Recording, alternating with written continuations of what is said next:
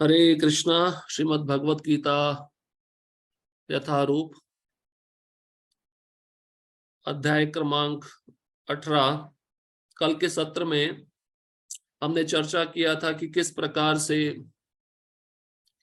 कोई भी व्यक्ति जिस वर्ण में रह रहा है, जिस आश्रम में रह रहा है, अगर वह भगवान की सेवा करता है, उस कार्य को भगवान की सेवा के साथ जोड़ देता है, तो वह पूर्णता को प्राप्त कर सकता है, उसको परम सिद्धि प्राप्त हो सकती है।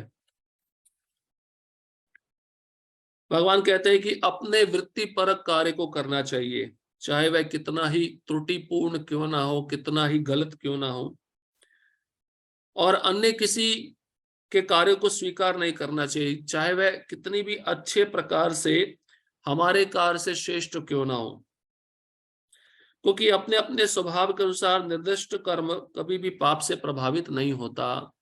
तो क्षत्रिय को अपना धर्म करना चाहिए और शूद्र को अपना कार्य करना चाहिए, क्योंकि अपना किया हुआ कार्य उसमें किसी प्रकार का पाप नहीं लगता, क्योंकि उस व्यक्ति का गुण, उसका स्वभाव उस कार्य पर बाधित रहता है। अन्यथा अगर कोई व्यक्ति अपने कार्य को छोड़कर, अपने वर्ण को छोड़कर किसी दूसरे वर्ण में जाकर कार्य करेगा, तो वह पाप से प्रभावित होता है, क्योंकि वह उसका गुण स्वभाव नहीं है। क्योंकि हर एक कार्य किसी न किसी दोष से आवृत रहता है। भगवान कहते हैं जैसे अग्नि धुएं से आवृत रहती है, उसी प्रकार से कोई ना कोई कार्य दोष से आवृत रहता है। इसलिए मनुष्य को चाहिए कि अपने स्वभाव से उत्पन्न कर्म करे, अपने स्वभाव से उत्पन्न कार्य करे, चाहे चाहे वह दोषपूर्ण क्यों ना हो, तो उस कार्य को कभी त्यागना नहीं चाहिए। भगवान इस प्रकार से अर्जुन को बताना चाहते हैं कि तुम क्षत्रिय हो, तुम्हारा स्वभाव है युद्ध करना, तुम्हारा गुण है युद्ध करना, इसलिए तुम युद्ध करो, तुम अपने स्वभाव को छोड़ो मत। उसके पश्चात भगवान बताते हैं कि जो आत्म संयमी है, अनासक्त होकर कार्य कर रहा है, उस कर्म का जो फल है मुझे अर्पित कर रहा है और भौतिक भोगों की परवाह नहीं करता, तो सन्यासी को जो योग सिद्धि प्राप्त होती है, सर्वोच्च सिद्धि प्राप्त होती है, वही सिद्धि उस भक्त को भी प्राप्त होती है। जो आत्म संयमी है, मतलब जिसने अपने इंद्रियों और मन को नियंत्रित किया है और जो समस्त भोगों का परवाह नहीं करता और हर एक कर्म के फल से आसक्त नहीं है। एक प्रकार से प्रभुपाद जी भी तात्पर्य में लिखे हैं कि जो भक्त ग्रस्त आश्रम में रहते हैं, पूर्णतः कृष्ण भावना भावित होकर वह उस सर्वोच्च सिद्धि को प्राप्त कर सकते हैं, जो सर्वोच्च सिद्धि सन्यासी को सन्यास लेने पर प्राप्त होती है। इसका अर्थ यह है कि गृहस्थ भी पूरी तरह से भगवान की सेवा कर सकता है। फिर भगवान कहते हैं कि जिस तरह इस सिद्धि को प्राप्त हुआ व्यक्ति परम सिद्ध अवस्था अर्थात ब्रह्म को, जो सर्वोच्च ज्ञान की अवस्था है, प्राप्त करता है, उसके विषय में भगवान संक्षेप में वर्णन करते हैं। ब्रह्म स्तर मतलब दिव्य स्तर, जो 3 गुणों से पार जाना चाहता है, उस ब्रह्म स्तर को प्राप्त करने की विधि क्या है, तो 3 श्लोकों में भगवान बताते हैं कि सबसे पहले उसकी सात्विक बुद्धि होनी चाहिए और धैर्य पूर्वक मन को वश में करना चाहिए और इंद्रिय विषयों का त्याग करना चाहिए, राग और द्वेष से मुक्त होना चाहिए, एकांत स्थान में वास करना चाहिए, लघुभाषी अल्प भोजन करने वाला होना चाहिए, शरीर मन और वाणी को वश में रखना है, भगवान पर ध्यान में मग्न होना है और विरक्त होना है, पूर्णतया विरक्त। इस संसार की किसी भौतिक वस्तु के प्रति कोई आसक्ति नहीं होनी चाहिए। अहंकारम बलम दर्पम कामम क्रोधम परिग्रहम, उसको मिथ्या अहंकार, मिथ्या शक्ति, मिथ्या गर्व, काम, क्रोध तथा भौतिक वस्तुओं के संग्रह से मुक्त होना चाहिए और मिथ्या स्वामित्व की भावना से रहित होना चाहिए और शांत होना चाहिए। जिस प्रकार से समुद्र की लहरें आवाजें करती हैं, उसी प्रकार से वह इच्छाएं उस भक्त के मन में आती है, लेकिन उस भक्त के मन को उद्विग्न नहीं कर पाती। तो इस प्रकार से भक्त सदैव शांत रहता है। तो ये ब्रह्म के स्तर पर जाने वाले नियम बताए भगवान ने अर्जुन को। उसके पश्चात जब इस ब्रह्म के स्तर को प्राप्त कर लेता है, तो उसका क्या परिणाम होता है, वह प्रसन्न चित्त रहता है और कभी शोक नहीं करता, कभी किसी वस्तु की कामना नहीं करता और प्रत्येक जीव को समभाव की दृष्टि से देखता है, तब भगवान कहते हैं कि जब इस अवस्था में व्यक्ति पहुंचता है तब उसको मेरी शुद्ध भक्ति प्राप्त होती है। तो ये श्लोक जो है बहुत ही महत्वपूर्ण है। ब्रह्मभूत प्रसन्न आत्मा न शोचति न कांक्षति सम सर्वेषु भूतेषु मद भक्तिम लभते पराम। और उसके बाद भगवान शुद्ध भक्ति का वर्णन करते हैं कि ब्रह्मभूत अवस्था से उठकर जब व्यक्ति भगवान की शुद्ध भक्ति में लगता है तो वह भगवान को जान जाता है और भगवान के धाम को प्राप्त कर लेता है। भक्त्या माम अभिजानाति यावन् यश्चास्मि तत्वतः ततो माम तत्वतो ज्ञात्वा विशते तदनंतरम। भगवान कहते हैं केवल भक्ति से ही मुझे जाना जाता है, मेरे स्वरूप को समझा जाता है, और मनुष्य जब ऐसी मेरी शुद्ध भक्ति में पूर्णतया लग जाता है तो वह वैकुंठ जगत में प्रवेश करने का अधिकारी बन जाता है। इसके पश्चात भगवान बताते हैं कि मेरे लिए ही कर्म करना चाहिए। तो कृष्ण भावनामृत में कार्य, इसी को शुद्ध भक्ति कहते हैं। भगवान श्लोक क्रमांक 56 में कहते हैं, जो कल हमने आखिरी श्लोक श्रवण किया था, मेरा शुद्ध भक्त मेरे संरक्षण में रहता है, मतलब मैं उसका देखभाल करता हूं, मैं उसका सुरक्षा करता हूं और समस्त प्रकार के कार्यों में संलग्न रहकर, मतलब मेरी सेवा में लगे रहकर मेरी कृपा उसको प्राप्त होती है और तब वह नित्य तथा अविनाशी धाम को प्राप्त होता है। आज हम श्लोक क्रमांक 57 से प्रारंभ करेंगे। उसमें भगवान स्पष्ट कहते हैं कि अतः कृष्ण भावनामृत में रहकर कार्य करो। इस श्लोक का जो यथार्थ अर्थ है वो है, भगवान की भी इच्छा है कि प्रत्येक जीव मेरी सेवा करे, कृष्ण भावनामृत में रहकर कार्य करे। तो इसके विषय में भगवान अब इस श्लोक में बताने जा रहे हैं। श्लोक क्रमांक 57, चेतसा सर्व कर्माणि मयि सन्न्यस्य मत्परा बुद्धि योगम उपाश्रित्य मच्चित्ता सततम भवा। देखिए यहां पर एक शब्द है मत चित्ता। मत चित्ता मतलब मेरी चेतना में, और बुद्धि योगम, बुद्धि योगम मतलब भक्ति के कार्यों की, मतलब अपनी चेतना को मेरी भक्ति में लगाओ। भगवान की ये इच्छा है, जो मेरा अंश है, मेरा जीव है, अपनी चेतना को मेरी सेवा में लगाए, मेरी भक्ति में लगाए। और सततम, सततम शब्द आए, देखिए सततम शब्द भी बहुत महत्वपूर्ण है। सततम मतलब प्रभुपाद जी अर्थ लिखते 24 घंटे, 24 घंटे कृष्ण की सेवा में लगे रहना है। ये शब्द सततम पहले भी भगवान बताए, सततम कीर्तयन्तो माम ये जना परिपासते तेषाम नित्यभियुक्तानाम योगक्षेमम वहाम्यहम्। वहां पे भी भगवान कहते हैं सततम कीर्तयन्तो माम, जो सतत मेरा कीर्तन करता है, मेरी सेवा करता है, उसको मैं सब कुछ प्रदान करता हूं जो उसके पास नहीं है, और जो उसके पास है उसका रक्षा करता हूं। पुनः भगवान सततम शब्द का प्रयोग कर रहे हैं। अनुवाद, सारे कार्यों के लिए मुझ पर निर्भर रहो और मेरे संरक्षण में सदा कर्म करो। ऐसी भक्ति में मेरे प्रति पूर्णतया सचेत रहो। मतलब मेरे लिए जो आप भक्ति करोगे उसमें ध्यान पूर्वक रहकर भक्ति करो। सचेत मतलब गंभीर होकर भक्ति करो, भगवान की ये इच्छा है। और मुझ पे निर्भर रहो, मुझ पे आश्रित रहो। जब मेरे पे आश्रित रहकर मेरे लिए आप सब सेवा करेंगे तो ऐसी भक्ति में लगे रहकर आपको मेरा धाम निश्चित प्राप्त होगा। तात्पर्य, जब मनुष्य कृष्ण भावनामृत में कर्म करता है तो वह संसार के स्वामी के रूप में कर्म नहीं करता। वो किस रूप में कर्म करता है? वह संसार के स्वामी के दास के रूप में कर्म करता है कि मैं दास हूं, भगवान स्वामी है। उसे चाहिए कि वह सेवक की भांति परमेश्वर के निर्देशानुसार कर्म करे। सेवक को स्वतंत्रता नहीं रहती, वह केवल अपने स्वामी के आदेश पर कार्य करता है, उस पर लाभ हानि का कोई प्रभाव नहीं पड़ता, क्योंकि स्वामी जैसा बताता है सेवक वैसे ही करता है। अब सेवा करते करते सेवक से कोई गलती हो गई तो वह गलती सेवक की नहीं है, वो गलती स्वामी की है। वह भगवान के आदेशानुसार अपने कर्तव्य का सच्चे दिल से पालन करता है। तो भक्त का बात हो रहा है कि भक्त को कोई भी आज्ञा मिलती है भगवान से, वो आज्ञा को वह भक्त सच्चे मन से स्वीकार करता है और सेवा करता है। अब कोई यह तर्क दे सकता है कि अर्जुन कृष्ण के व्यक्तिगत निर्देशानुसार कार्य कर रहा था, लेकिन जब कृष्ण उपस्थित ना हो तो कोई किस तरह कार्य करे। प्रभुपाद जी एक प्रश्न उठा रहे हैं, चलो वहां पे तो भगवान थे, अर्जुन भगवान की आज्ञा पालन करके कार्य कर रहा है, अब हमारे सामने तो भगवान नहीं है, तो हम क्या करें फिर? तो गुरुजन है ना, तो गुरुजन परंपरा से संबंधित है और वो शास्त्र का ज्ञान, ये सब आदेश परंपरा से ही आ रहा है, भगवान के मुख से ही प्रकट हो रहा है।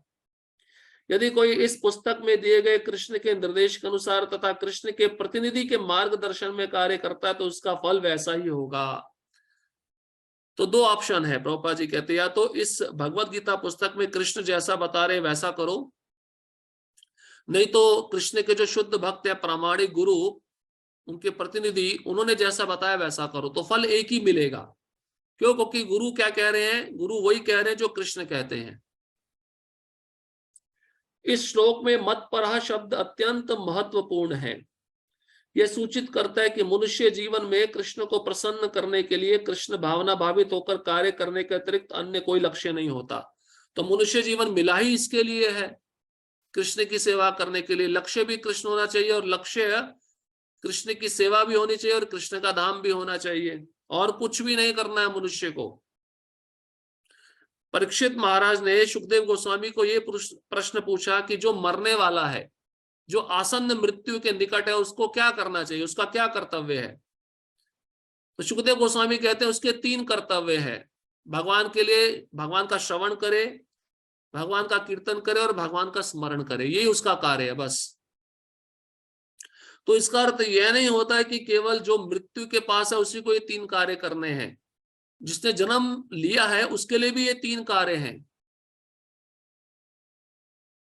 तो कोई सोचे कि अंतिम समय में मैं ये तीनों विधि करके भगवत धाम चला जाऊंगा, तो ये संभव नहीं है। इसलिए अभ्यास होना चाहिए सततम। भगवान बोल रहे हैं सततम, सततम मतलब 24 घंटा अभ्यास करते रहना चाहिए। और मनुष्य जीवन का लक्ष्य ही है कृष्ण की प्राप्ति, कृष्ण के धाम वापस जाना। ये मनुष्य जीवन इसी के लिए मिला है। अगर इसके लिए हम उपयोग नहीं करेंगे तो हमारा जीवन फिर पशु के समान है। जब वह इस प्रकार कार्य कर रहा हो तो उसे केवल कृष्ण का ही चिंतन इस प्रकार से करना चाहिए, कृष्ण ने मुझे इस विशेष कार्य को पूरा करने के लिए नियुक्त किया है। और इस तरह कार्य करते हुए उसे स्वाभाविक रूप से कृष्ण का चिंतन हो आता है। तो जो भी सेवा हम करते हैं, हमें ये सोचना चाहिए कृष्ण ने हमको ये सेवा दी है, हमको कृष्ण ने नियुक्त किया है। और जब हम ऐसा सोचेंगे तो ऑटोमेटिक स्वाभाविक रूप से कृष्ण का चिंतन होगा, और वो सेवा क्या बन जाएगी? कृष्ण भावना भावितमय सेवा हो जाएगी। यही पूर्ण कृष्ण भावनामृत है। किंतु यह ध्यान रहे कि मनमाना कर्म करके उसका फल परमेश्वर को अर्पित ना किया जाए। मनमाना मतलब गुरु की आज्ञा का पालन नहीं है, भगवान की आज्ञा का पालन नहीं, अपने मन में जो आया वो कर रहे हैं। ऐसा कर्म करके हम फल भगवान को अर्पित नहीं करना चाहिए। इस प्रकार का कार्य कृष्ण भावनामृत की भक्ति में नहीं आता। मतलब अपने मन से किया हुआ कार्य वो भक्ति नहीं कहलाता, वो भोग कहलाता है, क्योंकि उसमें अपनी इंद्र तृप्ति रहती है। मनुष्य को चाहिए कि कृष्ण के आदेशानुसार कर्म करे। यह अत्यंत महत्वपूर्ण बात है। कृष्ण का यह आदेश गुरु परंपरा द्वारा प्रामाणिक गुरु से प्राप्त होता है।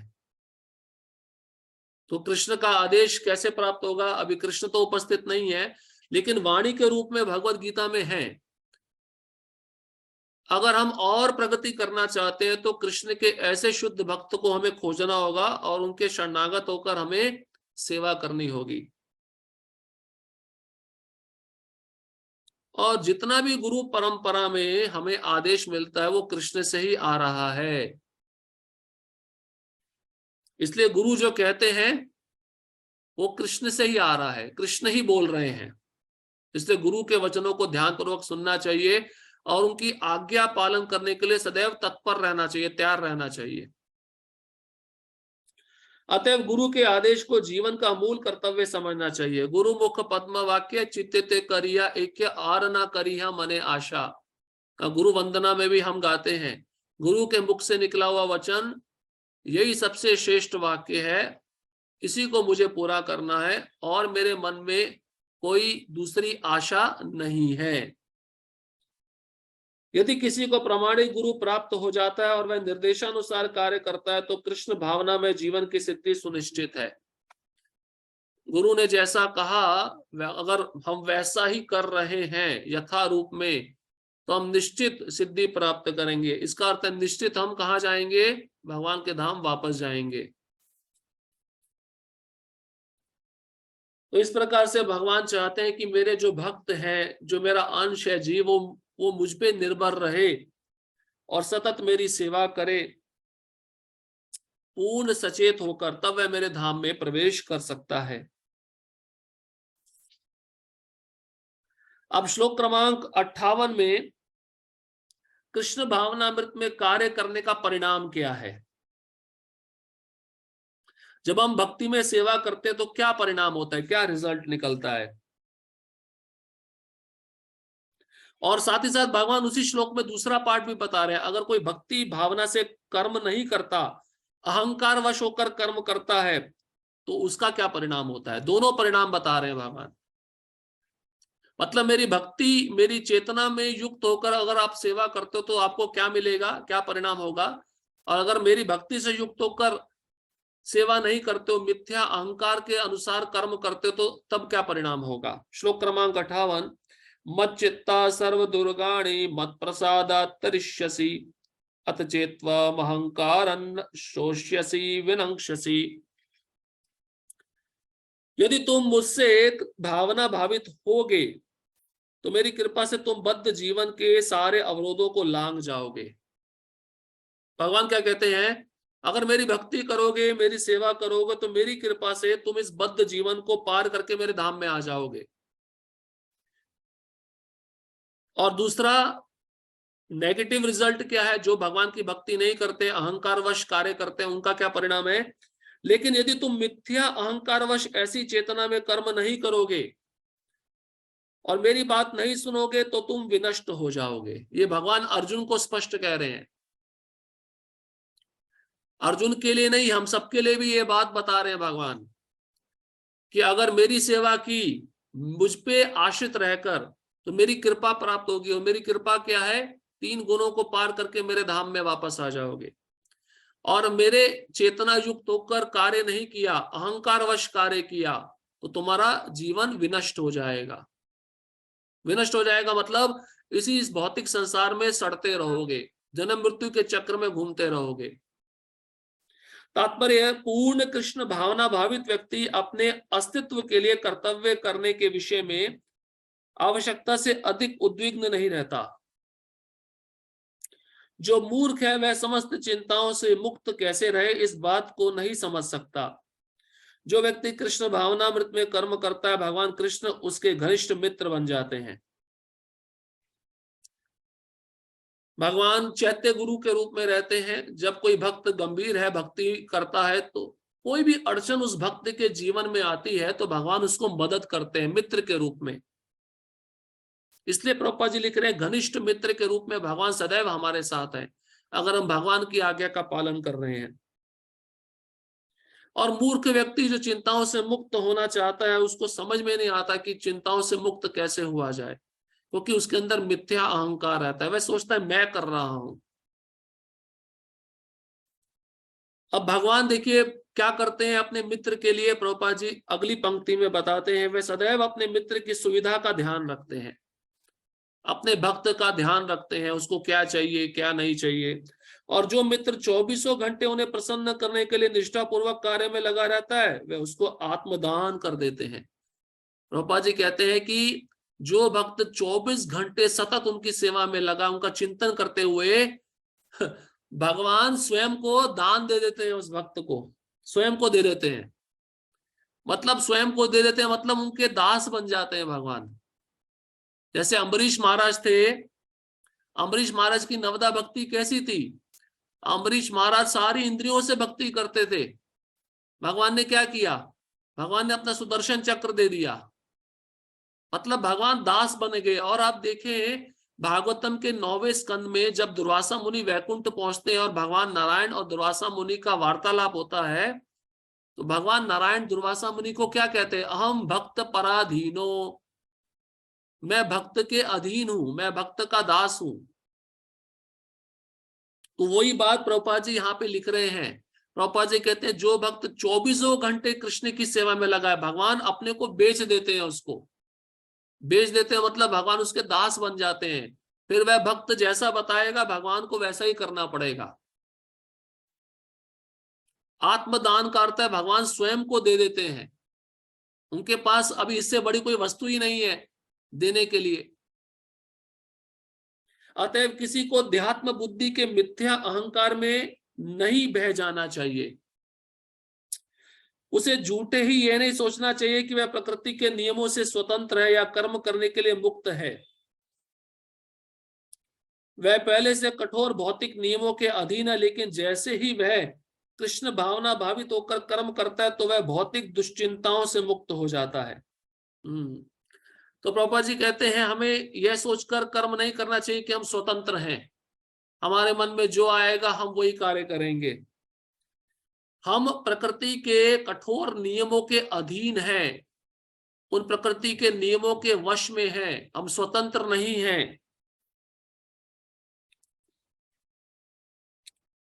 लेकिन जैसे ही वह व्यक्ति कृष्ण भावना भावित होकर कर्म करता है, सेवा करता है, तो उसके मन में जितनी भी दुश्चिंताएं हैं, दुर्भावनाएं हैं, दुर्वासनाएं हैं, वह सब नष्ट हो जाती हैं। क्योंकि कृष्ण कैसे हैं? सूर्य के समान है, और हमारे हृदय में जो अनर्थ है वो अंधकार है। तो सूर्य का प्रकाश जहां पे जाता है वहां से अंधकार नष्ट हो जाता है, वहां से अनर्थ नष्ट हो जाते हैं। मनुष्य को यह भली भांति जान लेना चाहिए कि जो कृष्ण भावनामृत में सक्रिय नहीं है वह जन्म मृत्यु रूपी सागर के ही भंवर में पड़कर अपना विनाश कर रहा है। तो भगवान ने इस श्लोक में कहा कि जो मेरी सेवा नहीं कर रहे हैं उनका क्या परिणाम है? वो इसी जन्म मृत्यु भव रूपी सागर में गिरते रहेंगे। कोई भी बद्ध जीव यह सही सही नहीं जानता कि क्या करना है और क्या नहीं करना है, लेकिन जो व्यक्ति कृष्ण भावना भावित होकर कर्म अंतर से करता है वह कर्म करने के लिए मुक्त है, क्योंकि प्रत्येक किया हुआ कर्म कृष्ण द्वारा प्रेरित तथा गुरु द्वारा पुष्ट होता है। लेकिन जो भक्त है, कृष्ण भावना भावित होकर सेवा कर रहा है, वह कर्म के बंधन से मुक्त हो जाता है, क्योंकि वह कर्म किसके द्वारा दिया गया है? कृष्ण के द्वारा दिया गया है, या कृष्ण के प्रामाणिक प्रतिनिधि गुरु के द्वारा दिया गया है। तो कृष्ण के द्वारा दिया गया वचन, गुरु के द्वारा दिया गया वचन, जब हम उसका पालन करते हैं तो हम कर्म बंधन से मुक्त हो जाते हैं, फिर उस कर्म का फल हमको प्राप्त नहीं होता। क्योंकि गुरुजन क्या बताएंगे? वो कृष्ण की सेवा बताएंगे, जो कृष्ण ने कहा है वही गुरु बताएंगे। अगर गुरु कृष्ण को छोड़कर कुछ अन्य बता रहा है तो वह गुरु गुरु नहीं है, इसका भी हमें ध्यान रखना है। तो इस प्रकार से भगवान चाहते हैं कि सभी भक्त मेरे पास आए, उसके लिए हमें पूर्णतया कृष्ण भावना भावित होकर सेवा करनी होगी, कर्म करना होगा।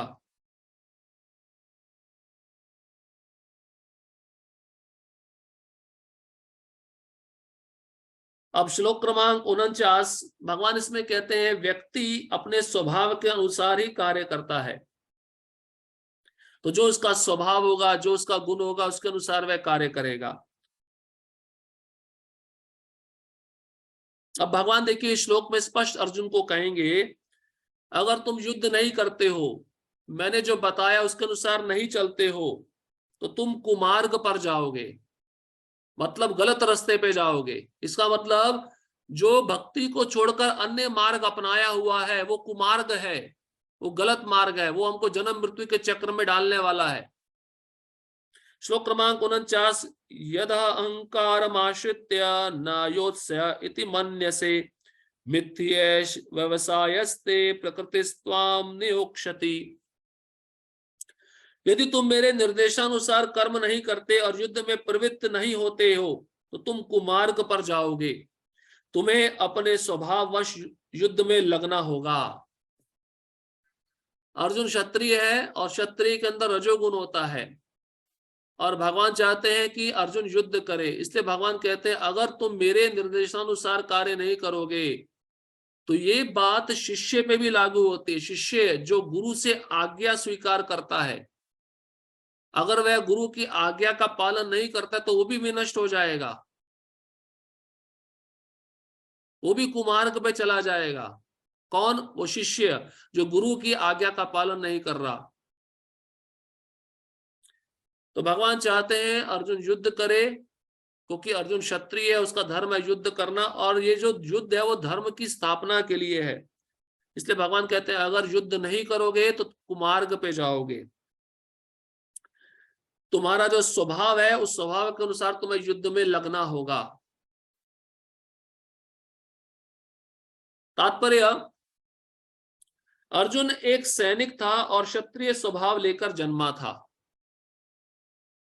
अतएव उसका स्वाभाविक कर्तव्य था कि वह युद्ध करे, लेकिन मिथ्या अहंकार वश वह डर रहा था कि अपने गुरु, पितामह तथा मित्रों का वध करके वह पाप का भागी होगा। वास्तव में वह अपने को अपने कर्मों का स्वामी जान रहा था, मानो वही ऐसे कर्मों के अच्छे बुरे फलों का निर्देशन कर रहा हो। वह भूल गया कि वहां पर साक्षात भगवान उपस्थित है और उसे युद्ध करने का आदेश दे रहे हैं। तो आदेश का पालन नहीं करना, इसका अर्थ क्या होता है? अपना मनमाना कार्य करना, अपनी इच्छा से कर्म करना, मतलब अपना स्वामी बनना, ये जानना कि जो मैं सोच रहा हूं वो सही है। ये कब आता है? ऐसा भाव कब आता है? जब हम गुरु की आज्ञा का पालन नहीं करते, या कभी कभार हम गुरु को उपदेश देते हैं, इसका मतलब हम सही हैं, गुरु गलत है। तो यहां पर अर्जुन के गुरु कौन है? वो कृष्ण है, स्वयं भगवान है। तो पहले तो अर्जुन जो शिष्य बना था वह गुरु की आज्ञा का पालन नहीं कर रहा था, लेकिन जब उसका मोह पूरा हो गया, मोह नष्ट हो गया, तब उसने भगवान को शरणागत होकर आज्ञा पालन करने के लिए तैयार हो गया। तो प्रभुपाद जी कहते हैं कि भगवान साक्षात वहां उपस्थित है, अर्जुन भूल गया था और वह गुरु के रूप में कार्य कर रहे हैं। अर्जुन चाहता था कि मैं युद्ध ना करूं, क्योंकि युद्ध में मुझे क्या करना पड़ेगा? पाप करना पड़ेगा। कौन सा पाप? मुझे अपने पितामह, अपने भाई बंधु, अपने गुरु का वध करना पड़ेगा, और ये पाप कहलाता है। वास्तव में पाप है, लेकिन भगवान जब कह रहे हैं कि इनका वध करो तो ये पाप नहीं है। यही है बद्ध जीव की विस्मृति। परम पुरुष निर्देश देते हैं कि क्या अच्छा है और क्या बुरा है, और मनुष्य को जीवन सिद्धि प्राप्त करने के लिए केवल कृष्ण भावनामृत में कर्म करना है। कोई भी अपने भाग्य का निर्णय ऐसे नहीं कर सकता जैसे भगवान कर सकते हैं। अतएव सर्वोत्तम मार्ग यही है कि परमेश्वर से निर्देश प्राप्त करके कर्म किया जाए। सबसे अच्छा मार्ग क्या है? सबसे सुरक्षित मार्ग क्या है? गुरु के आदेश का पालन। और गुरु का आदेश क्या है? वही भगवान का आदेश है। गुरु के आदेश में और भगवान के आदेश में कोई अंतर नहीं है। भगवान या भगवान के प्रतिनिधि स्वरूप गुरु के आदेश की वह कभी भी उपेक्षा ना करे। तो हम दीक्षा क्यों लेते हैं? कभी कभार शिष्यगण क्या करते हैं? दीक्षा ले लेते हैं और गुरु की आज्ञा का पालन करने के लिए तैयार नहीं होते। अगर हम आज्ञा पालन करने के लिए तैयार नहीं है तो हमें दीक्षा लेने का भी अधिकार नहीं है। दीक्षा वही लेना चाहिए जो गुरु की आज्ञा पालन करने में बहुत गंभीर है, जो इसी जन्म में भगवत धाम जाना चाहता है। अन्यथा हमें दीक्षा लेनी ही नहीं चाहिए, क्योंकि दीक्षा लेकर अगर हम आज्ञा का पालन नहीं कर रहे तो एक प्रकार से हम गुरु पे बोझ बन रहे हैं, अपने कर्मों का फल गुरु को दे रहे हैं। ये भी पाप कर्म कहलाता है। भगवान के आदेश को बिना किसी हिचक के पूरा करने के लिए वह कर्म करे, इससे सभी परिस्थितियों में सुरक्षित रहा जा सकेगा। तो पांडवों ने क्या किया? प्रत्येक स्थिति में भगवान की आज्ञा का पालन किया। देखिए, अर्जुन अगर शुरुआत में देखे, जब वह मोह में पड़ गया, युद्ध करने के लिए तैयार नहीं था, केवल उस भाग को छोड़कर पूरे भगवत गीता में अर्जुन ने जब वह ज्ञान प्राप्त कर लिया, ज्ञान प्राप्त करने के बाद उसका अज्ञान नष्ट हुआ, तब वह तुरंत तैयार हो गया। तब उन्होंने कहा, इस श्लोक में आगे आएगा कि केशव अब आप जैसा बताएंगे मैं वैसा करूंगा। किसकी हत्या करनी है मुझे बताइए। तो हर एक परिस्थिति में शिष्य का कर्तव्य है कि गुरु की आज्ञा का पालन करने के लिए सदैव तैयार रहे, किसी भी परिस्थिति में। शिष्य को यह नहीं देखना चाहिए मेरी स्थिति क्या है, मेरी अवस्था क्या है, मैं कर पाऊंगा या नहीं कर पाऊंगा, क्या सही है क्या गलत है, इसका विचार शिष्य को नहीं होना चाहिए। जब गुरु आज्ञा दे उस आज्ञा को पालन करने के लिए सदैव तत्पर रहना चाहिए, तभी वह हर परिस्थिति में सुरक्षित रह पाएगा। ये निष्कर्ष है श्लोक का। अगर हमें सुरक्षित रहना है, भय से मुक्त रहना है, तो जो हमारे वरिष्ठ जन, जो हमारे गुरुजन आज्ञा दे रहे हैं उसका हमें प्रामाणिकता से पालन करना चाहिए। श्लोक क्रमांक 60 में भी भगवान पुनः पहले वाले श्लोक की पुनरावृत्ति कर रहे हैं कि व्यक्ति अपने स्वभाव के अनुसार ही कार्य करता है, क्योंकि अर्जुन क्षत्रिय है, एक सैनिक है और उसका धर्म है कर्तव्य युद्ध करना। श्लोक क्रमांक 60, स्वभावजेन कौन्तेय निबद्धा स्वेन कर्मणा कर्तुम नेच्छसि अन्मोहात् करिष्यस्य वशो अपि तत्। इस समय तुम मोहवश मेरे निर्देशानुसार कर्म करने से मना कर रहे हो, लेकिन हे कुंती पुत्र, तुम अपने ही स्वभाव से उत्पन्न कर्म द्वारा बाध्य होकर वही सब करोगे। भगवान क्या कहना चाहते हैं, तुम जन्म से क्षत्रिय हो, तो अब मान लो तुम युद्ध नहीं कर रहे हो, मैं तो कह रहा हूं युद्ध करो, लेकिन तुम युद्ध नहीं करोगे और तुमने बोला तुम भिक्षा मांग के खाओगे, ब्राह्मण बन जाओगे, सत्व गुण में आ जाओगे, चलो वो भी कार्य करके देख लो। बोले तुम्हारा स्वभाव तुम्हारा पीछा नहीं छोड़ेगा, तुम भिक्षा मांगने भी जाओगे और तुम्हारा कोई वहां पे तिरस्कार करेगा, तुम्हारा अपमान करेगा, तुमको भिक्षा देने से मना कर देगा, तो तुम्हारे अंदर फिर क्रोध उत्पन्न होगा, क्योंकि क्षत्रिय अपना अपमान सहन नहीं कर सकता। ध्रुव महाराज का चरित्र आपने अगर पढ़ा हो, 5 साल का बालक, वो भी क्षत्रिय था, इतना क्रोध में था कि मुझे मेरे पिता की गोद में बैठने नहीं दिया। एक छोटा सा बालक, सोचिए, बच्चे के अंदर कोई भावना ऐसी नहीं होती, लेकिन देखिए स्वभाव कितना सूक्ष्म होता है, वो व्यक्ति के साथ ही रहता है। अब भागवतम में वर्णन है, जब सुरुचि ने, जो ध्रुव महाराज की सौतेली माँ थी, जब उसने कहा कि तुम तपस्या करो, तपस्या करते हुए तुम्हें जब भगवान का दर्शन होगा और जब तुम इस शरीर को छोड़ोगे, जब तुम मेरे कोख से जन्म लोगे, तब मेरे पुत्र कहलाओगे, तब तुम अपने पिता के गोद में बैठने के अधिकारी हो, तब तुम्हारा अधिकार है। तो ये बात सुनकर ध्रुव महाराज रोने लगे, और जब अपनी माँ सुनीति के पास जा रहे थे, अगर आप भागवतम पढ़ेंगे वहां पे वर्णन आता है, जैसे कोई लाठी सांप को पड़ जाए और सांप फुफकारने लगता है क्रोध के मारे, वैसे ध्रुव महाराज को क्रोध आ रहा था कि मेरे को ये वचन इतने क्यों बोले गए। छोटा सा बालक, क्षत्रिय स्वभाव। अब वही बालक जब वन में जा रहा था तपस्या करने के लिए अपने माँ के आदेशानुसार, तो नारद मुनि मिल गए। वहां पे भी उनका वही स्वभाव बना हुआ है। नारद मुनि ने थोड़ा परीक्षा लिया, छोटे बालक हो, घर चले जाओ, खेल कूद में लग जाओ, अभी तुम्हारा आयु नहीं है तपस्या करने का, वन में बहुत सारे हिंसक पशु रहते हैं, तुम्हें खा जाएंगे। तो ध्रुव महाराज ने बोला कि अगर आप मुझे मदद कर सकते हो तो आपका स्वागत है, नहीं कर सकते तो आप साइड हो जाओ। तो ये होता है क्षत्रिय स्वभाव। तो भगवान यही कहना चाहते हैं कि ये स्वभाव तुम्हारा पीछा नहीं छोड़ेगा, तुम ब्राह्मण बन जाओगे, भिक्षा मांगोगे, तुम्हारा कोई अपमान करेगा, तुमको भिक्षा नहीं देगा, तो तुम्हारे अंदर क्रोध आएगा और फिर तुम उसको मारोगे। इसलिए अच्छा है कि तुम्हारा जो स्वभाव है उसके अनुसार तुम कर्म करो। तुम अभी तो मना कर रहे हो कि मैं युद्ध नहीं करूंगा, लेकिन यही स्वभाव तुमसे वही कार्य करवाएगा। तात्पर्य, यदि कोई परमेश्वर के निर्देशानुसार कर्म करने से मना करता है तो वह उन गुणों द्वारा कर्म करने के लिए बाध्य होता है जिनमें वह स्थित होता है। प्रत्येक व्यक्ति प्रकृति के गुणों के विशेष संयोग के वशीभूत है और तदनुसार कर्म करता है, किंतु जो स्वेच्छा से परमेश्वर के निर्देशानुसार कार्यरत होता है वही गौरवान्वित होता है। तो अगर भगवान की आज्ञा का पालन कोई कर नहीं रहा है तो उसको प्रकृति के गुणों की आज्ञा का पालन करना होगा, और इन गुणों का पालन, आज्ञा का पालन करने पर वह बंधन में आएगा, बाधित कहलाएगा, बद्ध जीव कहलाएगा। लेकिन अगर जो मार्ग भगवान ने दिखलाया है, जो मार्ग उपदेश भगवान ने बताया, उस पे हम चलेंगे तो प्रकृति के 3 गुण प्रभावित नहीं करते, फिर वो बंधन में नहीं आता। भगवान एक प्रकार से अर्जुन को कह रहे हैं कि तुम जो मैं कह रहा हूं तुम वही करो, मैं चाहता हूं तुम युद्ध करो, इसलिए तुम युद्ध करने के लिए तैयार हो जाओ। अब भगवान देखिए 61वें श्लोक में कहते हैं, 61, 62, 63।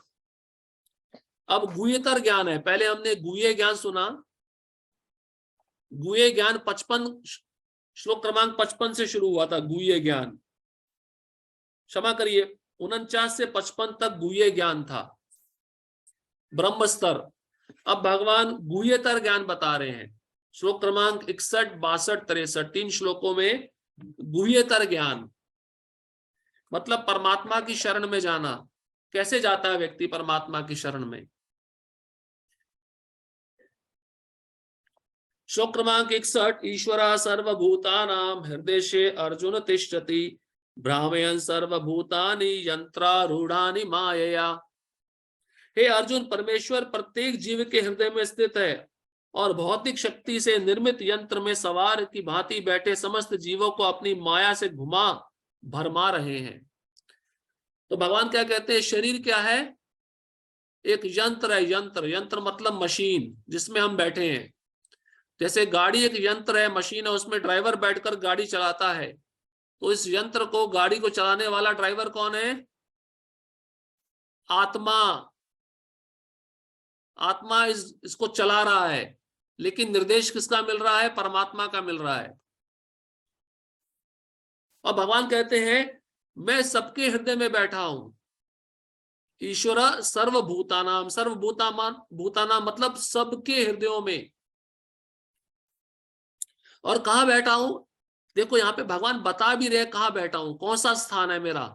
हृदयशे, हृदयशे मतलब हृदय में बैठा हूं। तो आत्मा परमात्मा दोनों साथ है हृदय में, ये शास्त्र में स्पष्ट बताया गया है।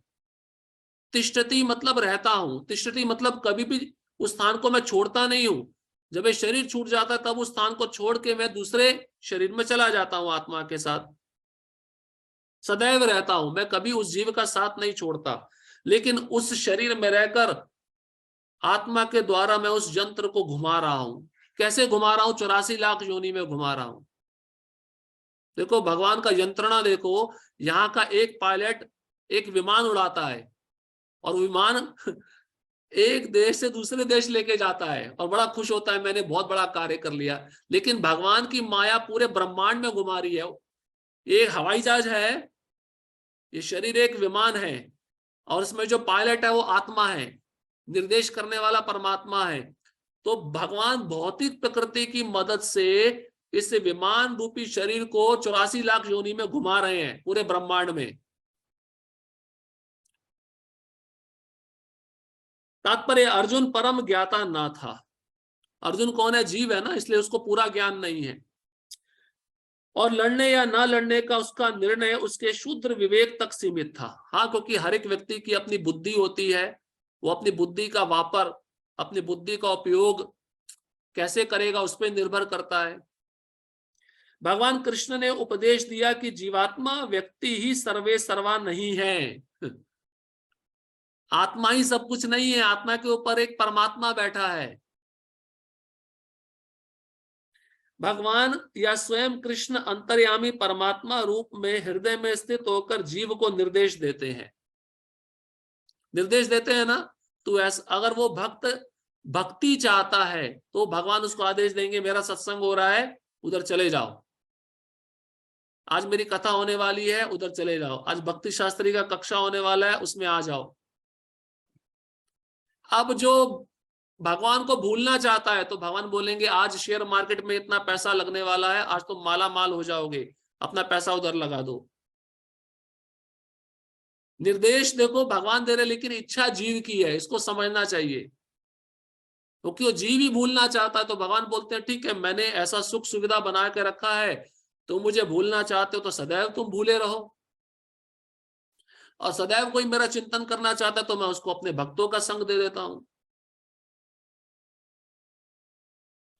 शरीर परिवर्तन होते ही जीव अपने विगत कर्मों को भूल जाता है। याद है ना, हम इस शरीर में हैं, पिछले शरीर में हमने क्या किया हम सब भूल चुके हैं, लेकिन कृष्ण को सब याद है, इसलिए कृष्ण बताते नहीं है। और अगर आप भागवतम पढ़ेंगे, इसका प्रमाण है, जब जीवात्मा मां के गर्भ में रहता है, वहां पे लिखा है अपने पूर्व 100 जन्मों का याद करता है, वो 100 जन्मों को याद करता है, मैंने कौन कौन से कर्म किए हैं, और याद करके वो डर जाता है। भगवान देखो इतने दयालु है, भुला देते हैं हमको। अगर याद रखेंगे ना हम 100 जन्मों के कर्म के फलों को, तो हम भयभीत हो जाएंगे, डर जाएंगे। लेकिन परमात्मा जो भूत वर्तमान तथा भविष्य का ज्ञाता है, उसके समस्त कार्यों का साक्षी रहता है। पहले भी हमने सुना, भगवान क्या है, साक्षी है। किसके साक्षी हैं? हमारे कर्मों के साक्षी हैं। हमने जो भूतकाल में कर दिया है उन कर्मों के भी साक्षी हैं, वर्तमान में हम जो कर्म कर रहे हैं मन से, शरीर से, वाणी से, उसके भी साक्षी हैं, और आगे हम जो करेंगे उसके भी साक्षी हैं।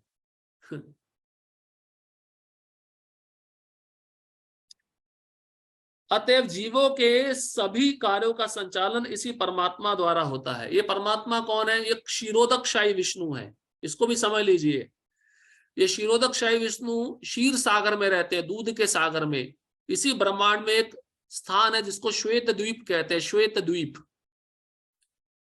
जब इस ब्रह्मांड का प्रलय होता है तो उस स्थान का प्रलय नहीं होता, श्वेत द्वीप का प्रलय नहीं होता, क्योंकि वह दूध से बना हुआ सागर है।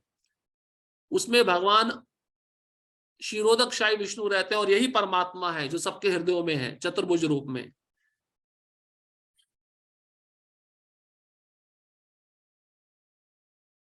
जीव जितना योग्य होता है उतना ही पाता है, और उस भौतिक शरीर द्वारा वहन किया जाता है, जो परमात्मा के निर्देश में भौतिक शक्ति द्वारा उत्पन्न किया जाता है। जो ही जीव को किसी विशेष प्रकार के शरीर में स्थापित कर दिया जाता है, वह शारीरिक अवस्था के अंतर्गत कार्य करना प्रारंभ कर देता है। तो ये शरीर जो है हमको भौतिक प्रकृति के द्वारा प्राप्त हुआ है। यंत्र तो भौतिक प्रकृति ने दिया है, लेकिन निर्देश किसका है? भगवान का निर्देश है।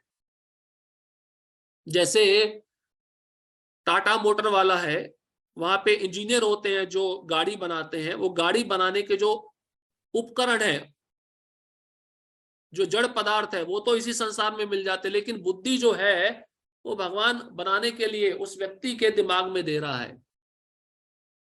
इसी प्रकार से भगवान के निर्देशानुसार ये प्रकृति हमको विशेष प्रकार का शरीर देती है, हमारे गुण के अनुसार। और उस शरीर में जब हम आते हैं तो वैसा कार्य करने लगते हैं। जैसे हम मान लीजिए कोई जीवात्मा कुत्ते के शरीर में आया तो भौंकने लगता है। जैसा शरीर जैसा गुण वैसी क्रियाएं। अब प्रभुपाद जी उदाहरण देख के बता रहे हैं, अत्यधिक तेज मोटर कार में बैठा व्यक्ति कम तेज कार में बैठे व्यक्ति से अधिक तेज जाता है। तो गाड़ियों में भी अंतर है ना, हर एक का स्पीड एक जैसा नहीं होता है, इसलिए शरीरों में भी अंतर है। भले ही जीव अर्थात चालक एक ही क्यों ना हो, ड्राइवर तो एक ही रहता है। ड्राइवर मतलब आत्मा, आत्मा जो सच्चिद आनंद है वो एक ही है, एक ही है, मतलब उसका स्वरूप एक ही है, लेकिन शरीर भिन्न भिन्न है। ऐसे कोई कुत्ते का शरीर है तो इतना ज्यादा सोच नहीं सकता, गधे का शरीर है इतना ज्यादा सोच नहीं सकता, लेकिन मनुष्य शरीर में सोचने की क्षमता ज्यादा रहती है कि मैं जन्म मृत्यु के चक्र से कैसे बाहर आऊं। लेकिन पशु जीवन में ऐसी चेतना उत्पन्न होती ही नहीं है। लेकिन आत्मा एक जैसा ही है, दोनों में उतना ही माप है। कहने का तात्पर्य यह है, मतलब एक मर्सिडीज बेंज है जो 300 किलोमीटर प्रति घंटे की स्पीड से जाती है, और एक मारुति है जो 60, 70, 80, 90 किलोमीटर प्रति घंटे की स्पीड से जाती है। इसी प्रकार परमात्मा के आदेश से भौतिक प्रकृति एक विशेष प्रकार के जीव के लिए एक विशेष शरीर निर्माण करती है, जिससे वह अपनी पूर्व इच्छाओं के अनुसार कर्म कर सके। तो ये शरीर क्यों मिला? क्योंकि पूर्व जीवन में हमने कुछ इच्छाएं रखी है, उसके अनुसार हमें शरीर मिला है। इसलिए हमारी चेष्टाएं, हमारी क्रियाएं भी सतोगुण में होनी चाहिए, तभी सतोगुण शरीर मिलता है। अब तमोगुणी शरीर चाहिए तो जैसे भालू, इसको पोलर बियर कहते हैं, अंटार्कटिका में सफेद भालू 6 महीने सोया रहता है। 6 महीने सोता है, आप सोचिए। तो अगर जो लोग ज्यादा सो रहे हैं मनुष्य जीवन में आकर, तो उनको वैसा शरीर आगे मिलेगा, प्रकृति उनके लिए वैसा शरीर का निर्माण कर रही है। हम किसी गाड़ी की दुकान में जाते हैं, जो हमें मॉडल चाहिए अगर वहां पे नहीं होता तो हम ऑर्डर देते हैं ना कि वैसा गाड़ी बना के दो, तो टाइम लगता है। तो पूछता है कितना टाइम लगेगा? 1 महीना लगेगा। 1 महीने में आपका गाड़ी तैयार हो जाएगा। पर यहाँ पे प्रकृति को ज्यादा देर नहीं लगती गाड़ी बनाने में, तुरंत तैयार रहता है मॉडल। एक शरीर से निकला, दूसरे शरीर में डाल दिया।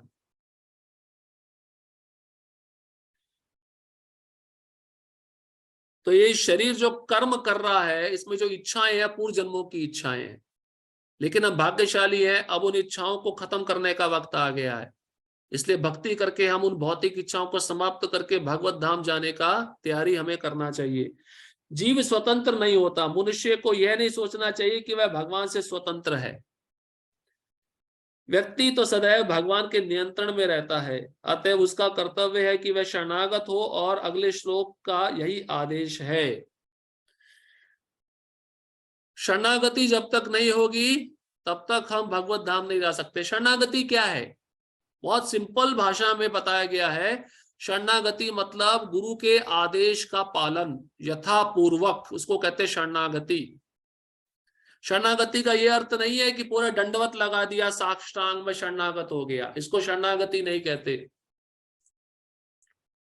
शरणागति है गुरु के आदेश का 100% पालन, उसको कहते शरणागति। उसमें अपनी बुद्धि नहीं लगाना, अपना मन नहीं लगाना, फिर वो शरणागति नहीं कहलाएगी। ऐसा हो जाएगा, वैसा हो जाएगा, जैसा गुरु ने बताया वैसा करना, इसको कहते हैं पूर्ण शरणागति।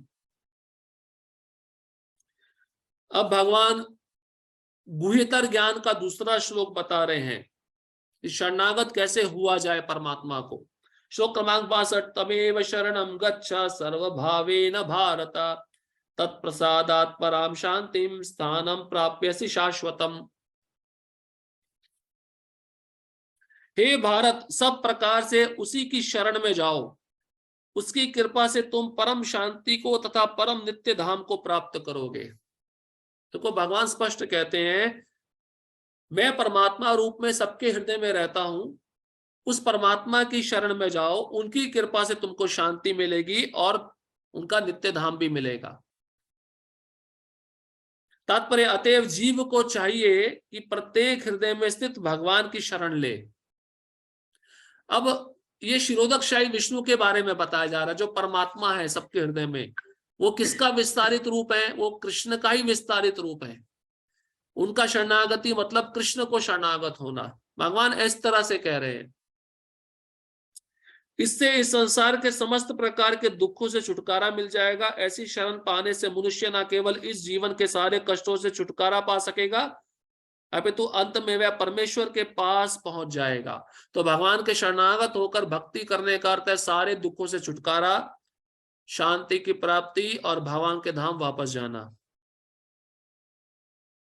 वैदिक साहित्य में ऋग्वेद 1.22.20 दिव्य जगत तद विष्णु परमम पदम के रूप में वर्णित है।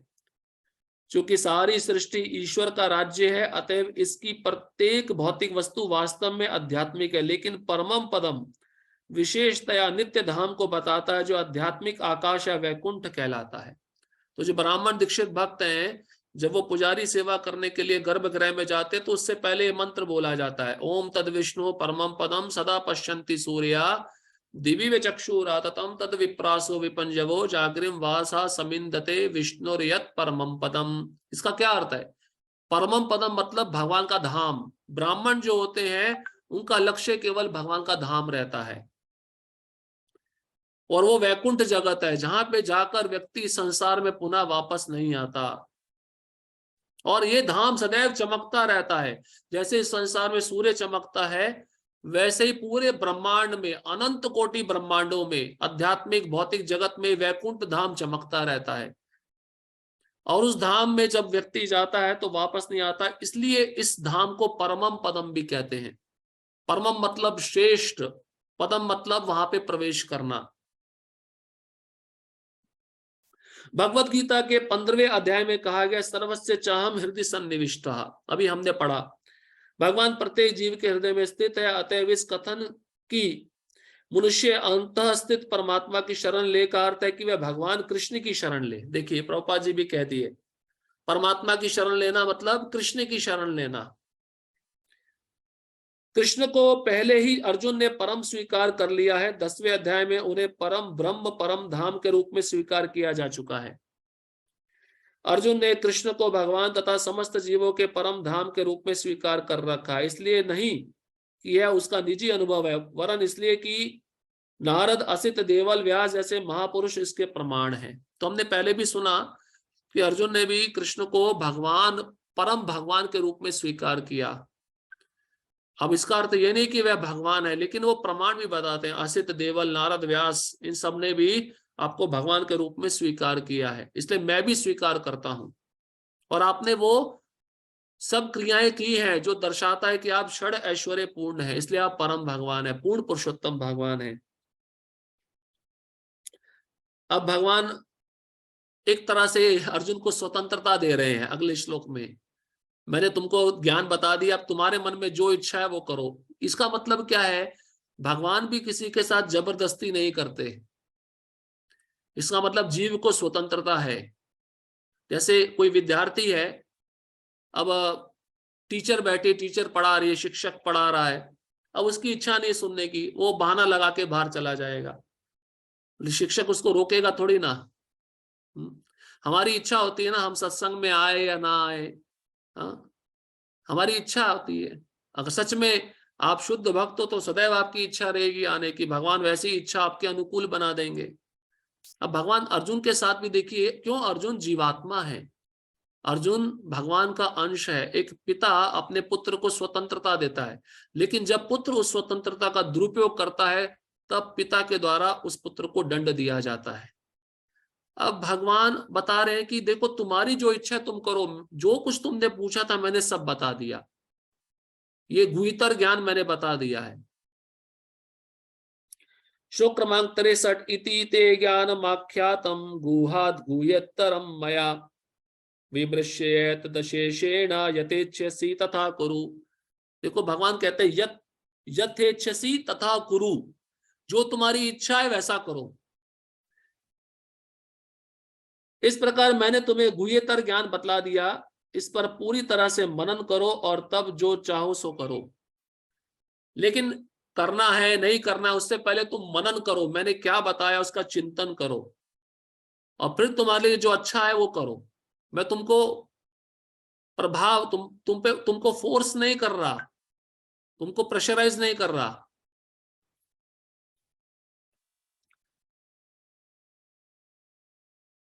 इस प्रकार तात्पर्य, भगवान ने पहले ही अर्जुन को ब्रह्मभूत ज्ञान बतला दिया, मतलब जो गुह्य ज्ञान था। जो इस ब्रह्मभूत अवस्था में होता है वह प्रसन्न रहता है, ना तो वह शोक करता है ना किसी वस्तु की कामना करता है, ऐसा गुह्य ज्ञान के कारण होता है। तो ब्रह्मभूत प्रसन्न आत्मा न शोचती न कांक्षति, ये क्या था? ये गुह्य ज्ञान था। और गुह्यतर ज्ञान क्या था? परमात्मा की शरण में जाना।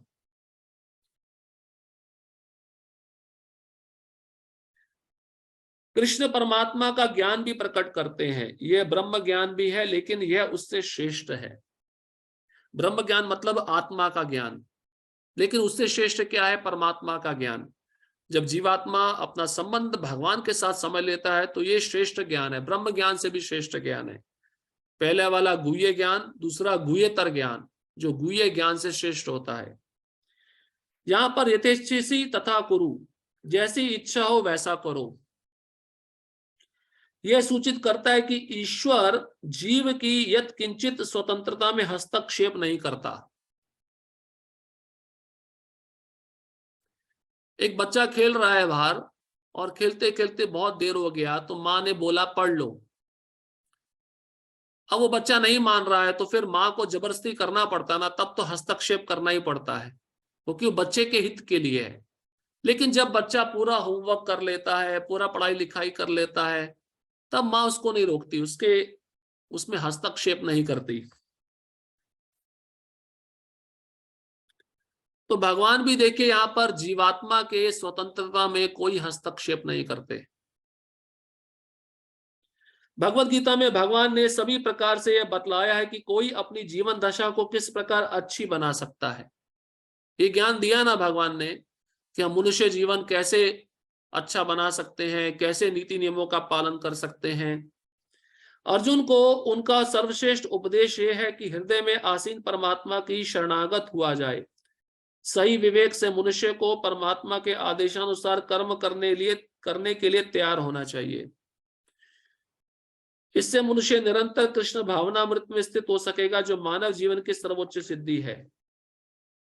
तो भगवान को शरणागत होना या भगवान के शुद्ध प्रतिनिधि को शरणागत होना, ये सबसे सर्वोच्च सिद्धि है, सबसे श्रेष्ठ आज्ञा का पालन है।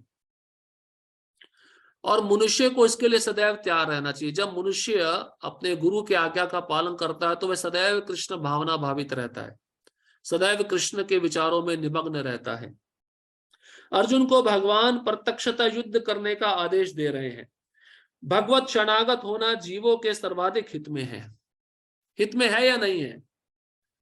प्रभुपाद जी कहते हैं कोई कुत्ता के गले में पट्टा है, वो पालतू कुत्ता है, तो मान लो अगर भटक भी गया तो म्युनिसिपालिटी वाले सोचते हैं ये कुत्ते को हम लेके नहीं जा सकते, ये किसी का शरणागत है, इसका कोई मालिक है। हाँ, अगर मान लीजिए उस गली के कुत्ते में पट्टा ही नहीं है और वो लवारिस घूम रहा है, उसका कोई मालिक नहीं है, तो म्युनिसिपालिटी वाले उठा लेंगे। प्रभुपाद जी उदाहरण देते हैं। तो उस कुत्ते का हित क्या है कि उसका मालिक होना चाहिए। हमारा हित क्या है? हमारा मालिक भगवान है। हमने कंठी माला पहना, ये हमारा पट्टा है, इसलिए माया देवी हमको नहीं छुएगी। जिनके गले में कंठी माला का पट्टा नहीं है, माया देवी उठा के ले जाएगी। वो कुत्ते को उठाते हैं म्युनिसिपालिटी वाले, कुत्ता चिल्लाता रहता है, म्युनिसिपालिटी वाले को सुनते हैं क्या? कुछ नहीं सुनते हो।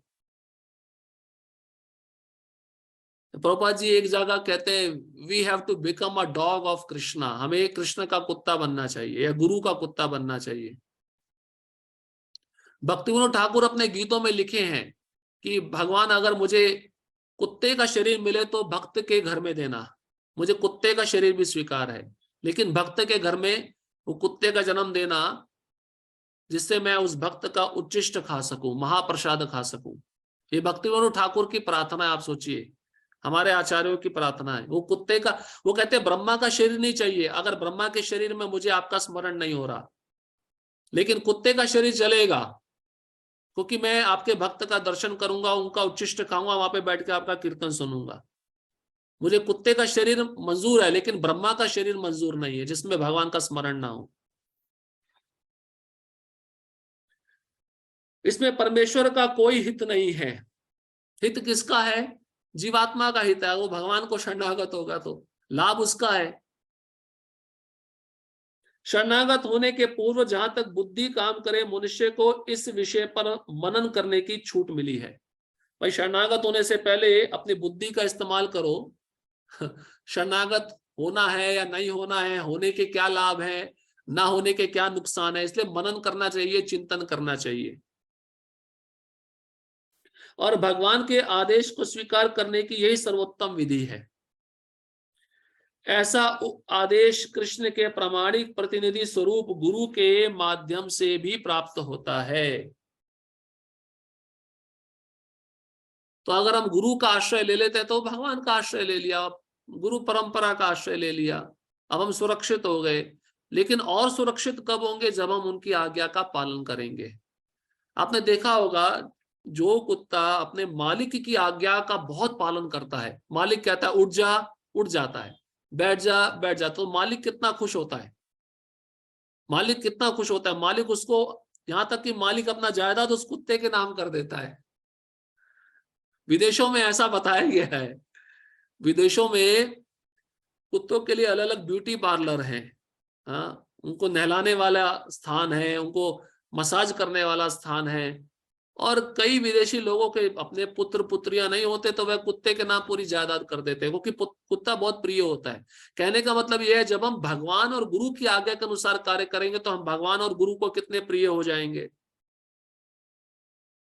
एक उदाहरण देकर आपको समझाया है। तो शरणागति गुरु की आज्ञा पालन करने से ही होती है, और जब हम गुरु की आज्ञा का पालन करते हैं तो एक तरह से हम कृष्ण को शरणागत हैं। इस प्रकार से भगवान हस्तक्षेप नहीं कर रहे अर्जुन की स्वतंत्रता में। वे कहते हैं मैंने बता दिया, मनन करो, अब तुम्हारी जो इच्छा वो करो, अब मैं आपको कुछ नहीं बताऊंगा। श्लोक क्रमांक 64। अब भगवान कृष्ण की शरण में जाना, ये गुह्यतम ज्ञान है। पहले गुह्य ज्ञान, दूसरा गुह्यतर ज्ञान, अब गुह्यतम ज्ञान, ये और भी कॉन्फिडेंशियल है। तो किसमें कौन सा श्लोक आने वाला है? सर्वधर्मान परित्यज्य मामेकम शरणम व्रजा। ये गुह्यतम ज्ञान है, सबसे श्रेष्ठ ज्ञान अब भगवान बताने जा रहे हैं। देखो, गुह्य ज्ञान आत्मा का ज्ञान, गुह्यतर ज्ञान परमात्मा का ज्ञान, और गुह्यतम ज्ञान मतलब कृष्ण का ज्ञान। इस तरह से आपको समझ में आ जाना चाहिए। अब ये भी 3 श्लोक हैं, बहुत ही 3 महत्वपूर्ण श्लोक हैं, 64, 65, 66। श्लोक क्रमांक 64। सर्व गुह्यतमं भूया शृणु मे परमं वचा, इष्टो असि मे दृढ़मिति ततो वक्ष्यामि ते हितम। चूंकि तुम मेरे अत्यंत प्रिय मित्र हो, अतः मैं तुम्हें अपना परम आदेश जो सर्वाधिक गुह्य ज्ञान है बता रहा हूं, इसे अपने हित के लिए सुनो। भगवान क्यों बता रहे हैं गुह्यतम ज्ञान अर्जुन को? क्योंकि अर्जुन मित्र है, शिष्य है, भक्त है। ये गुह्यतम ज्ञान उसी को समझ में आएगा जो कृष्ण का भक्त है। बाहर का व्यक्ति इसको नहीं समझ सकता। तात्पर्य, अर्जुन को गुह्य ज्ञान मतलब ब्रह्म ज्ञान, मतलब आत्मा का ज्ञान, तथा गुह्यतर ज्ञान मतलब परमात्मा का ज्ञान प्रदान करने के बाद भगवान अब उसे गुह्यतम ज्ञान प्रदान करने जा रहे हैं। यह है भगवान के शरणागत होने का ज्ञान, मतलब कृष्ण को शरणागत होना।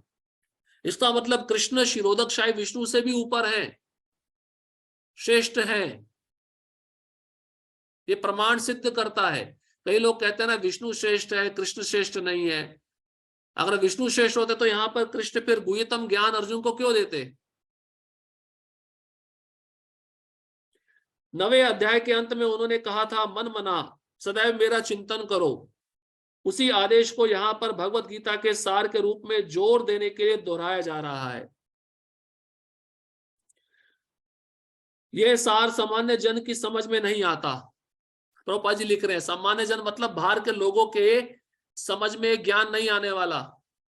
क्यों? क्योंकि कृष्ण ने तो रासलीला किया है, कृष्ण तो गोपियों के साथ रहते थे, उनके दिमाग में यही गोबर भरा हुआ है, तो ये ज्ञान कहां से समझ में आएगा?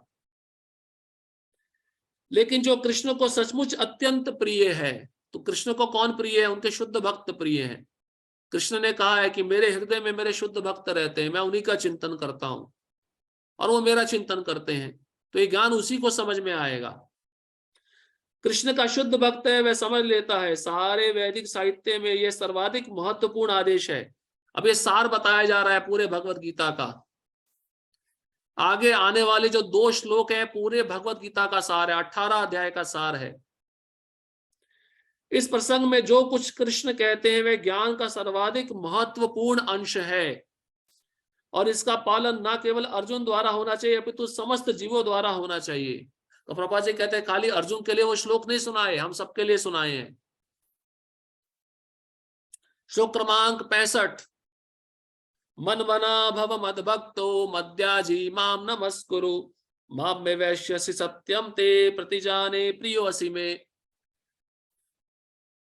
फिर पुनः भगवान देखिए, इस श्लोक को पहले भी बता चुके हैं, पुनः बता रहे हैं। कोई बात महत्वपूर्ण है तो उसको दोहराया जाता है ना, रिपीट किया जाता है, इसका मतलब वो इंपॉर्टेंट है। तो ये श्लोक इतना महत्वपूर्ण है। पुनः भगवान कहते हैं मन मना मतलब मेरा चिंतन करो, भव मद भक्ता मेरे भक्त बनो, मद्याजी मतलब मेरी पूजा करो, नमस्कुरु मतलब मुझे नमस्कार करो।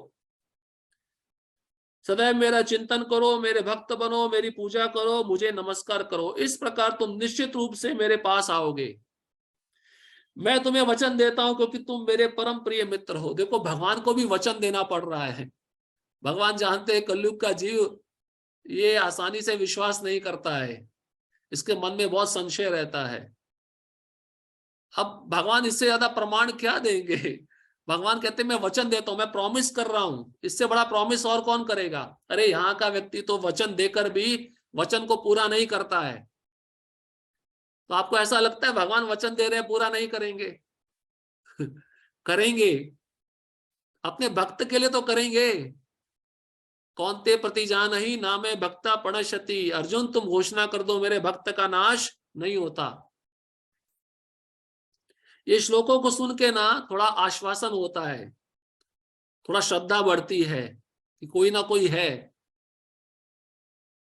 और सरल विधि बताए हैं भगवान। देखो आपको ज्यादा कुछ योगा करने की जरूरत नहीं है, उपवास रखने की जरूरत नहीं है, निर्जला रखने की जरूरत नहीं है। भगवान चार चीजें बता रहे हैं। मन मना मतलब मन से मेरा चिंतन करो। चिंतन कैसे करोगे? जब आप श्रवण करोगे, जब आप ठीक से श्रवण करोगे तभी आपको कृष्ण का चिंतन होगा। और जब चिंतन होगा तो अब आप भक्त बन जाओगे। या तो जप करोगे, जप के ध्वनि को ध्यान पूर्वक सुनोगे, वो भी श्रवण कहलाता है। तो वो जब हम करते तो हम भक्त बन जाते हैं। भव मद भक्ता, वो मेरा भक्त, मेरे भक्त बनो। फिर मद्याजी मेरी पूजा करो। घर में आपके विग्रह है, फोटो है, उसको भोग लगाओ, उसको अगरबत्ती दिखाओ, उसका पूजा अर्चना करो। भगवान कहते हैं मेरी पूजा करो। मद्याजी मतलब मेरी पूजा करो। ठीक है, मंदिर के स्टैंडर्ड के अनुसार नहीं कर सकते, आपके घर का जो स्टैंडर्ड है उसके अनुसार करो, मैं उसको भी स्वीकार करता हूं। और भगवान ने उद्धव को बताया है कि 8 प्रकार की मेरी प्रतिमा होती है। भागवतम में बताते हैं मेरी प्रतिमा, मैं धातु में रहता हूं, मैं पत्थर में रहता हूं, मैं अलंकार से बनाई हुई प्रतिमा में भी रहता हूं, और मैं काष्ठ लकड़ी के विग्रह में भी रहता हूं। जगन्नाथ जी हैं, लकड़ी का विग्रह है, काष्ठ है, वह दारू ब्रह्म कहलाता है।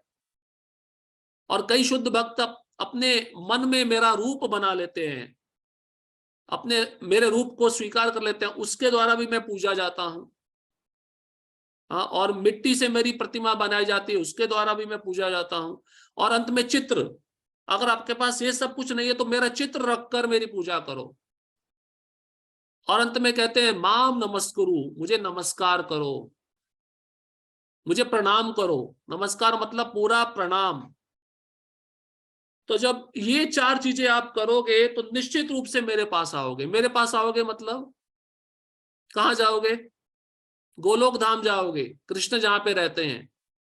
कृष्ण बुला रहे हैं, ये 4 चीजें हैं वहां पे जाने की। और भगवान वचन दे रहे हैं, मैं वचन देता हूं, तुम संशय मत करो क्योंकि तुम मेरे परम प्रिय मित्र हो। तात्पर्य ज्ञान का गुह्यतम अंश है कि मनुष्य कृष्ण का शुद्ध भक्त बने, सदैव उन्हीं का चिंतन करे और उन्हीं के लिए कर्म करे। कर्म करे मतलब सेवा करे।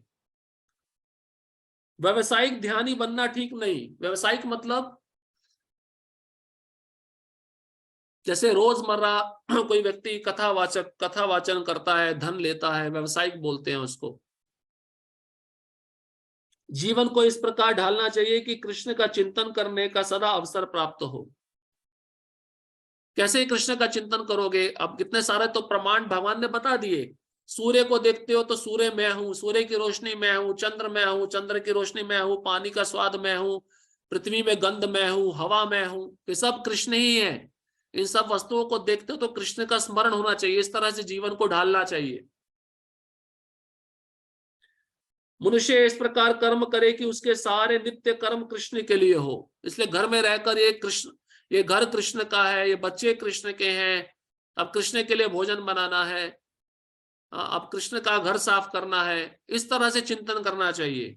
इसी को कृष्ण भावना भावित जीवन कहते हैं। प्रैक्टिकल है, बिल्कुल प्रैक्टिकल। जो ध्यानी योगी नहीं कर सकता वो भक्त को सुविधा प्राप्त है। वे अपने जीवन को इस प्रकार व्यवस्थित करे कि 24 घंटे कृष्ण का ही चिंतन करता रहे।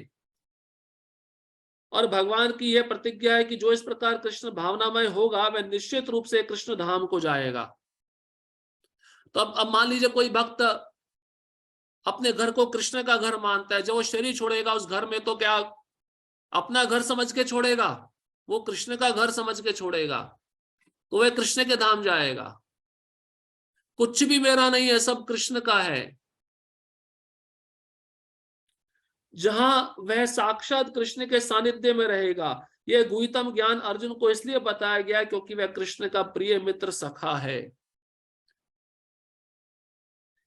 जो कोई भी अर्जुन के पथ का अनुसरण करता है वह कृष्ण का प्रिय सखा बनकर अर्जुन जैसी ही सिद्धि प्राप्त कर सकता है। अर्जुन जिस मार्ग पे चल रहे हैं उसी मार्ग पे हमें चलना है, हमें अर्जुन का नकल नहीं करना। जब अर्जुन के बताए हुए मार्ग पे हम चलेंगे तो अर्जुन को जो सिद्धि प्राप्त हुई वही सिद्धि हमें भी प्राप्त होगी। प्रभुपाद जी लिख रहे हैं।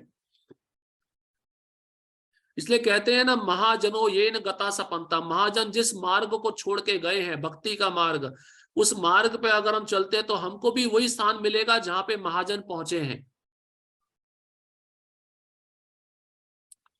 ये शब्द इस बात पर बल देते हैं कि मनुष्य को अपना मन उस कृष्ण पर एकाग्र करना चाहिए जो दोनों हाथों में वंशी धारण किए सुंदर मुख वाले तथा अपने बालों में मोर पंख धारण किए हुए सांवले बालक के रूप में है। देखिए प्रत्यक्ष प्रभुपाद जी बता रहे हैं कौन से कृष्ण। कई लोग सोचते हैं जो कृष्ण ने भगवत गीता का ज्ञान दिया, जो अंदर कृष्ण है, दोनों में अंतर है। लेकिन कृष्ण, प्रभुपाद जी कहते हैं कृष्ण कौन है, किस पे ध्यान लगाना है, किस पर अपने मन को टिकाना है। जो मुरलीधर है, दोनों भुजाओं में मुरली धारण किए हैं, पीताम्बर पहना है, बरहा पीड़म नटवर वपो, जिसने मोर पंख धारण किया है, वो सांवला है, अलकावली है। बहुत सुंदर रूप का वर्णन है भगवान का भागवतम में। आपको पहले 3 श्लोक बताए भी थे, सौम्य वपु। उन 3 श्लोकों को याद करते रहो हमेशा।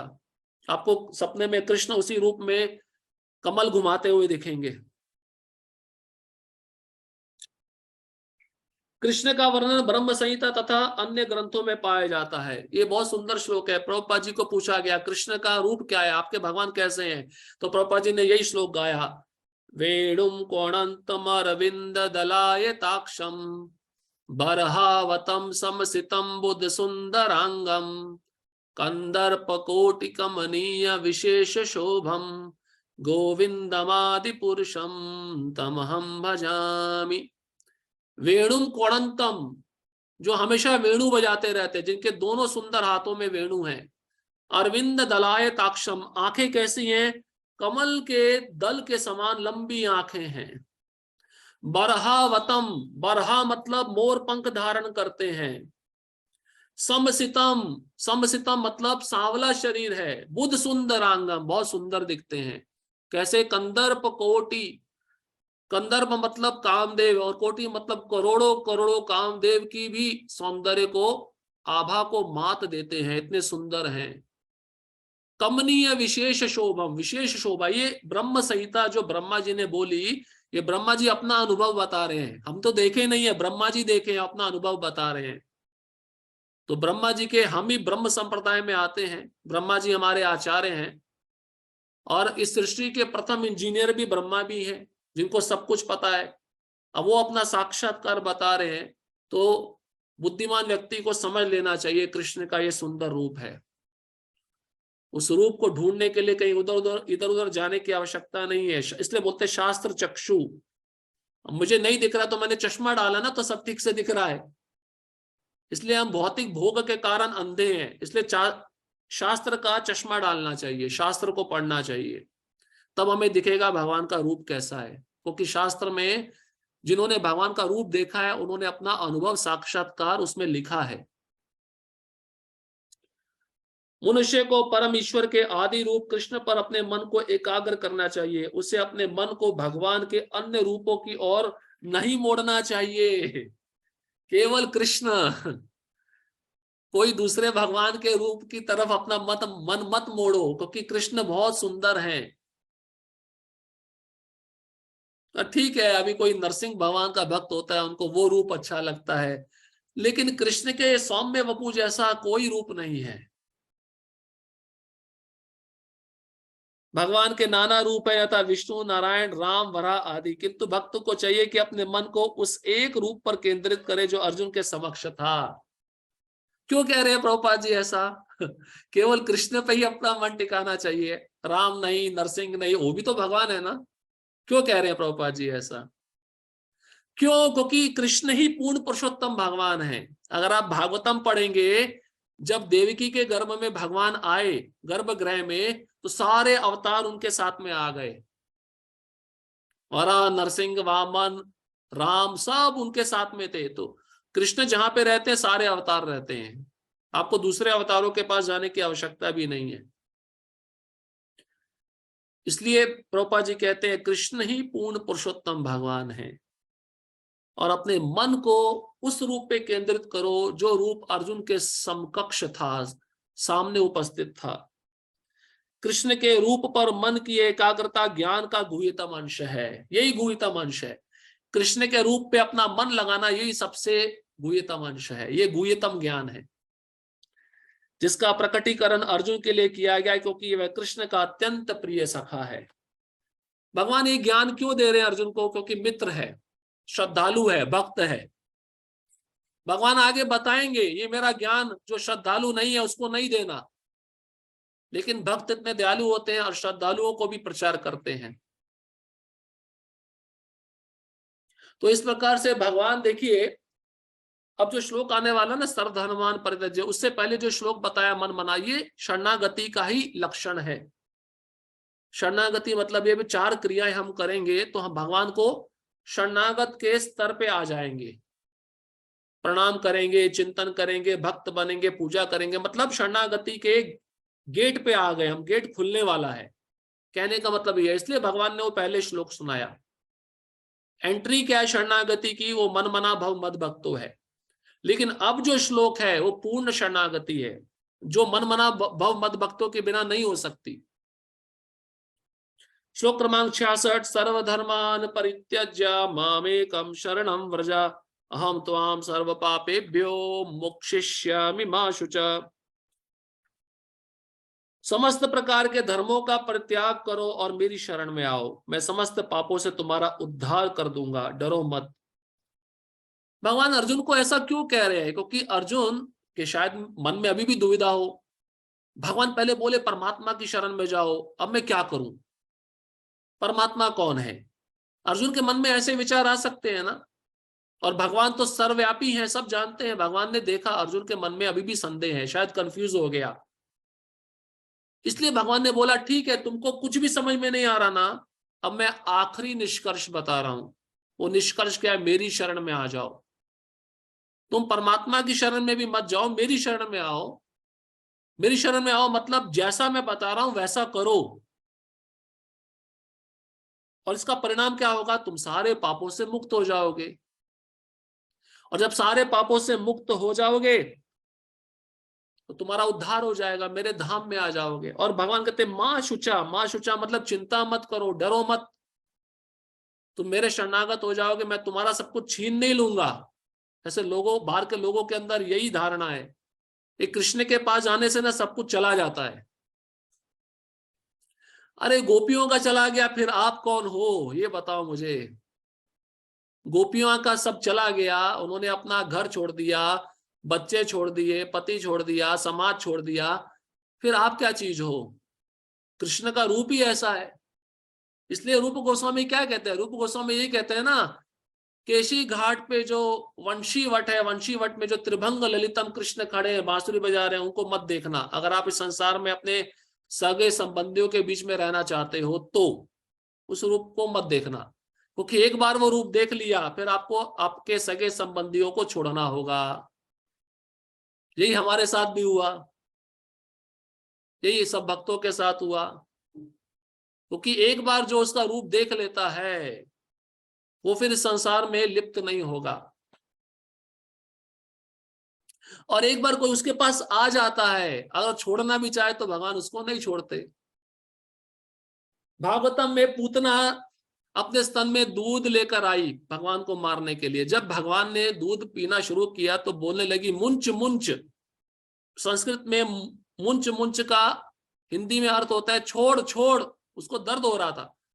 तो हमारे आचार्य लिखते हैं कि मैं, भगवान कहते हैं मन ही मन, मैं एक बार पकड़ लेता हूं फिर मुझे छोड़ना नहीं आता, मैं छोड़ने की विधि जानता ही नहीं हूं। अब तुम आ गए हो तो मैं अपने धाम में लेके ही जाऊंगा, मैं छोड़ नहीं सकता हूं। तुम्हारा स्वभाव होगा छोड़ने का, लेकिन मेरा स्वभाव नहीं है छोड़ने का, इसलिए सोच समझ के जाना। अगर नहीं जाना चाहते हो तो रहो ये संसार में, सड़ते रहो। लेकिन भगवान कहते हैं एक बार जो मेरे पास आता है फिर मैं उसको नहीं छोड़ता। मैं छोड़ता नहीं मतलब उसको अपने धाम लेके जाता हूं। अब एक भक्त है, मान लीजिए कोई भौतिक इच्छा लेके आया है भगवान के पास में, और भगवान जानते हैं बहुत गंभीर है, तो भगवान उसकी भौतिक इच्छा पूरी करेंगे क्या? नहीं करेंगे। क्यों नहीं करेंगे? सुनिए ध्यान से। भगवान सोचेंगे अगर एक बार मैंने इसकी भौतिक इच्छा पूरी की फिर ये दोबारा इच्छा लेके आएगा, इसलिए मैं इस प्रॉब्लम में नहीं पड़ता। जो देवी देवताओं प्रॉब्लम क्रिएट करते हैं उसमें मैं प्रॉब्लम में नहीं पड़ता। मैं क्या करूंगा, इसको अपने चरण कमलों का अमृत दूंगा, अमृत सेवा दूंगा। उस सेवा करने से, अमृत चखने से ये भौतिक इच्छा इसकी खत्म हो जाएगी और फिर ये मेरे पास में आ जाएगा। दूंगा लेकिन अपनी सेवा दूंगा, भौतिक इच्छा पूरी नहीं करूंगा, क्योंकि भौतिक इच्छा संसार में फंसाने वाली है। इसलिए मैं नहीं चाहता कि मेरा भक्त इस संसार में फंसे। और यही भगवान ने चित्रकेतु के साथ में किया था। चित्रकेतु को अपना विमान दे दिया। बड़े प्रेम से, बड़े उसको क्या लग रहा, गंधर्वनियों के साथ में मैं भगवान का गुणगान कर रहा हूं। विमान भगवान ने दिया और शक्ति भी भगवान ने दी। भगवान ने सोचा ये बहुत मग्न हो गया है इस संसार में, अब इसको वापस लाना है, तो क्या किया जाए? अब इसको पार्वती के द्वारा शाप दिलवाता हूं और ये वृत्तासुर बनेगा और फिर मेरे धाम में आएगा। तो भगवान को योजना भी बनानी पड़ती है, अपने धाम में वापस लाना है तो इसको कैसे लाया जाए, क्योंकि भगवान अपने भक्त के बिना रह नहीं सकते। जैसे एक पतिव्रता पत्नी अपने पति के बिना रह नहीं सकती, क्योंकि भगवान ने उदाहरण स्पष्ट दिया है, वैसे मैं अपने भक्त के साथ नहीं रह सकता। इसलिए भगवान कहते हैं सब कुछ छोड़ के मेरे पास आओ। अब देखिए यहां पर एक शब्द आया व्रजा। व्रजा मतलब, यहाँ पे कई आचार्य व्रज को वृंदावन भी कहते हैं। हाँ, कि सब कुछ छोड़ के वृंदावन धाम में जाओ, एकमात्र वृंदावन धाम में जाओ, वहां पे जाके रहो, वहां पे जाके सेवा करो। ये व्रज को शरणम व्रजा। माम एकम, माम एकम मतलब, माम मतलब मुझे, एकम मतलब एकमात्र मैं। अब भगवान में और भगवान के धाम में कोई अंतर नहीं है ना, तो वृंदावन कृष्ण से अलग नहीं है, कृष्ण ही है। इसलिए यहाँ पे व्रज शब्द का अर्थ कई आचार्य वृंदावन भी कहते हैं। भगवान कह रहे हैं सबको छोड़ के मेरे वृंदावन धाम में आ जाओ और वहीं पे रहो, मेरी सेवा करो, डरो मत। मैं तुम्हें तुम्हारे सारे पापों से तुम्हारा उद्धार कर दूंगा। भगवान कहते हैं पूर्व जन्मों में जो पाप किए उससे भी उद्धार कर दूंगा, अभी तक जो किए उससे भी उद्धार कर दूंगा, लेकिन संकल्प लेना होगा अब के बाद कोई पाप नहीं करना है। तात्पर्य, भगवान ने अनेक प्रकार के ज्ञान तथा धर्म की विविध विधियां बताई हैं। परब्रह्म का ज्ञान, परमात्मा का ज्ञान, अनेक प्रकार के आश्रमों तथा वर्णों का ज्ञान, संन्यास का ज्ञान, अनासक्ति, इंद्रिय तथा मन का संयम, ध्यान आदि का ज्ञान। देखो कितना सारा ज्ञान भगवान ने भगवत गीता में दिया। अभी निष्कर्ष पे आ रहे हैं ना, इसलिए प्रभुपाद जी तात्पर्य में कंक्लूजन लिख रहे हैं। उन्होंने अनेक प्रकार से नाना प्रकार के धर्मों का वर्णन किया है। अब भगवत गीता का सार प्रस्तुत करते हुए भगवान कहते हैं कि हे अर्जुन, अभी तक बताई गई सारी विधियों का परित्याग कर दे, सब कुछ छोड़ दे। अभी तक मैंने जो बताया सब कुछ छोड़ दे। अब अर्जुन सोच रहा होगा फिर बताया क्यों, जब आपने बोलना था छोड़ दे, बताया क्यों फिर आपने? बताया सामान्य लोगों के लिए बताया, ये सब करना है, ये सब नहीं करना है, जो पाप में लिप्त है। लेकिन भक्त के लिए तो एकमात्र यही श्लोक है शुद्ध भक्ति का यही श्लोक है, शरणागति होने का यही श्लोक है, ये भक्त के लिए है।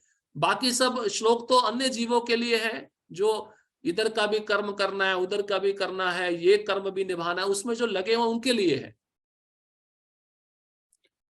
अब केवल मेरी शरण में आओ, इस शरणागति से वह समस्त पापों से बच जाएगा, क्योंकि भगवान स्वयं उसकी रक्षा का वचन दे रहे हैं। सब पापों से बच जाएगा, कारण क्योंकि भगवान स्वयं वचन दे रहे हैं, मैं रक्षा करूंगा, चिंता मत करो। जैसे प्रभुपाद जी कहते हैं, एक छोटा बालक अपनी माँ की गोद में रहता है, उसको कोई चिंता होती है क्या, कब खाने को मिलेगा, कब पहनने को मिलेगा, वो माँ करती है ना अपने आप, माँ को ज्यादा चिंता है ना। हाँ, ऐसे भगवान को ज्यादा चिंता है हमारी, केवल उनके शरणागत होना है, उनकी गोद में बैठना है बस, जैसे प्रहलाद महाराज नरसिंह भगवान की गोद में बैठ गए। 7वें अध्याय में ये कहा गया था कि वही कृष्ण की पूजा कर सकता है जो सारे पापों से मुक्त हो गया हो। इस प्रकार कोई ये सोच सकता है कि समस्त पापों से मुक्त हुए बिना कोई शरणागति नहीं पा सकता है। सही बात है, जब सारे पाप से मुक्त होगा तभी तो भगवान को शरणागत होगा ना। और भगवान ने कहा भी है, मेरा नाम वही ले सकता है जो सारे पापों से मुक्त हो।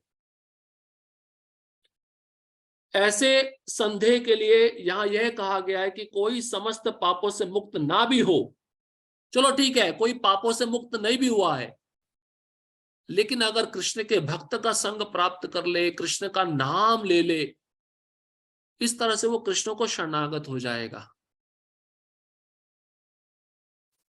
तो केवल कृष्ण, श्री कृष्ण के शरणागत होने पर वह स्वतः मुक्त कर दिया जाता है। देखो, ये शरणागति हमें प्रत्यक्ष तो नहीं मिल सकती, लेकिन हमें शुद्ध भक्त के संग से मिल सकती है। इसलिए भक्तों से ज्यादा प्रेम करना चाहिए, भक्तों की ज्यादा सेवा करनी चाहिए। भगवान की सेवा नहीं भी मिले ना तो भी चलेगा, लेकिन भक्तों की सेवा मिलनी चाहिए। वो भक्त की सेवा करने से भगवान ज्यादा प्रसन्न होते हैं। भगवान की सेवा करने से भगवान इतने प्रसन्न नहीं होते हैं जितना उनके भक्तों की सेवा करने से वह प्रसन्न होते हैं।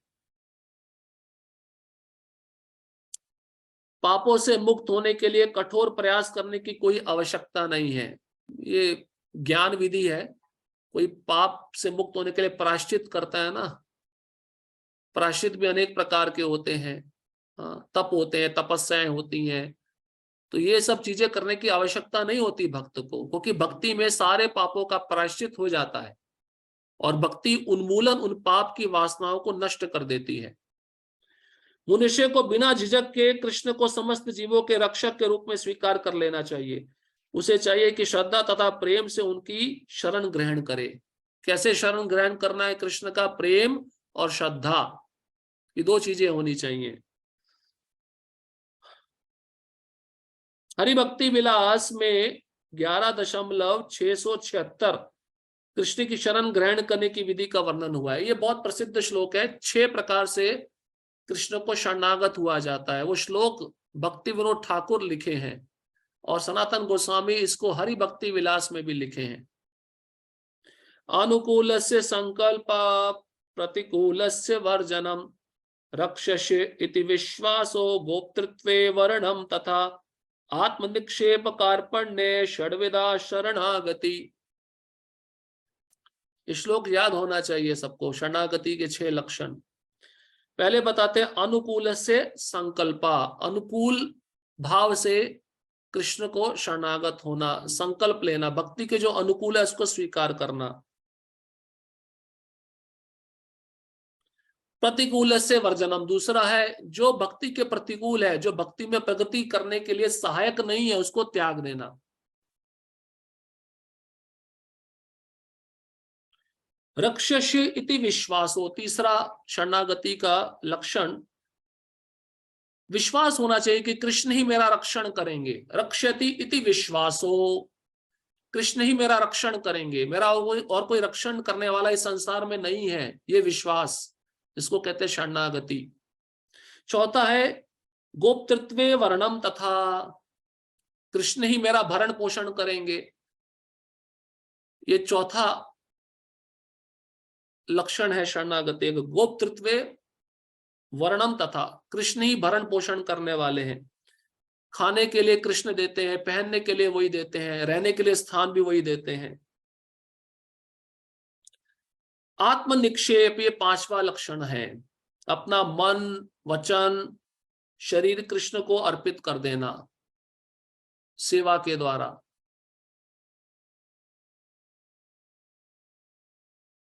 और छठवा है कार्पण्य। कार्पण्य मतलब विनम्रता, नम्रता के साथ।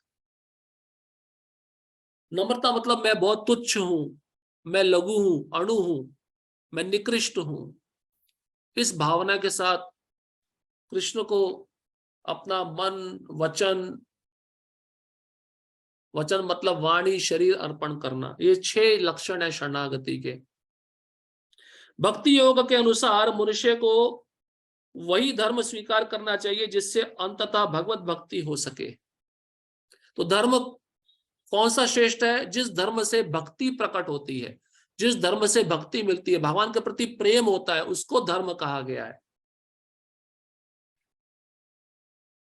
समाज में अपनी स्थिति के अनुसार कोई एक विशेष कर्म कर सकता है, लेकिन यदि अपना कर्म करने से कोई कृष्ण भावनामृत तक नहीं पहुंच पाता तो उसके सारे कार्यकलाप व्यर्थ हो जाते हैं। अपने अपने कर्म के अनुसार कोई धर्म रहता है ना, तो प्रभुपाद जी कहते हैं उस धर्म को आप करो, और उस धर्म को करने से कोई प्रेम प्राप्त नहीं हो रहा भगवान के प्रति, तो वो धर्म नहीं है, वो समय की बर्बादी है।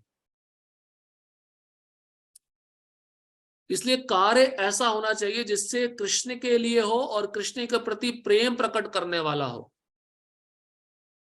जैसे मैं कमा रहा हूं, किसके लिए? कृष्ण के लिए। जो भी मुझे मिलेगा उसको मैं कृष्ण की सेवा में लगाऊंगा। इस भाव से जब हम कर्म करेंगे तो वह वास्तव में धर्म है, क्योंकि वह एक तो ईमानदारी वाला धर्म है और भगवान की भक्ति की ओर प्रेरणा देने वाला धर्म है। जिस कर्म से कृष्ण भावनामृत की पूर्णावस्था ना प्राप्त हो सके उससे बचना चाहिए। मनुष्य को विश्वास होना चाहिए कि कृष्ण समस्त परिस्थितियों में उसकी सभी कठिनाइयों से रक्षा करेंगे। प्रहलाद महाराज को विश्वास था या नहीं था? तभी तो हर समय भगवान उनका रक्षण करते थे। बड़ी बड़ी ऊंची ऊंची चोटियों से फेंका, भगवान ने उनको अपने हाथों में ले लिया, जैसे माँ बच्चे को अपने हाथ में ले लेती है। जहर पिलाया, वो जहर भगवान ही थे, अमृत बन गए। सांपों के बीच में छोड़ दिया। सांप भी कौन थे? अनंत शेष के विस्तारित रूप थे। उन्होंने बोला ये तो भगवान का भक्त है, क्योंकि प्रहलाद महाराज को पूरा विश्वास था भगवान मेरे साथ है, मेरा रक्षण करेंगे। उनको डर नहीं था। अंत में हिरण्यकश्यप क्या बोला? अब तेरा रक्षण करने वाला यहाँ पे है क्या, बचाएगा तेरे को? बोले हाँ यहाँ पे भी है, बचाएगा। बोले कहाँ? इस खंभ में है।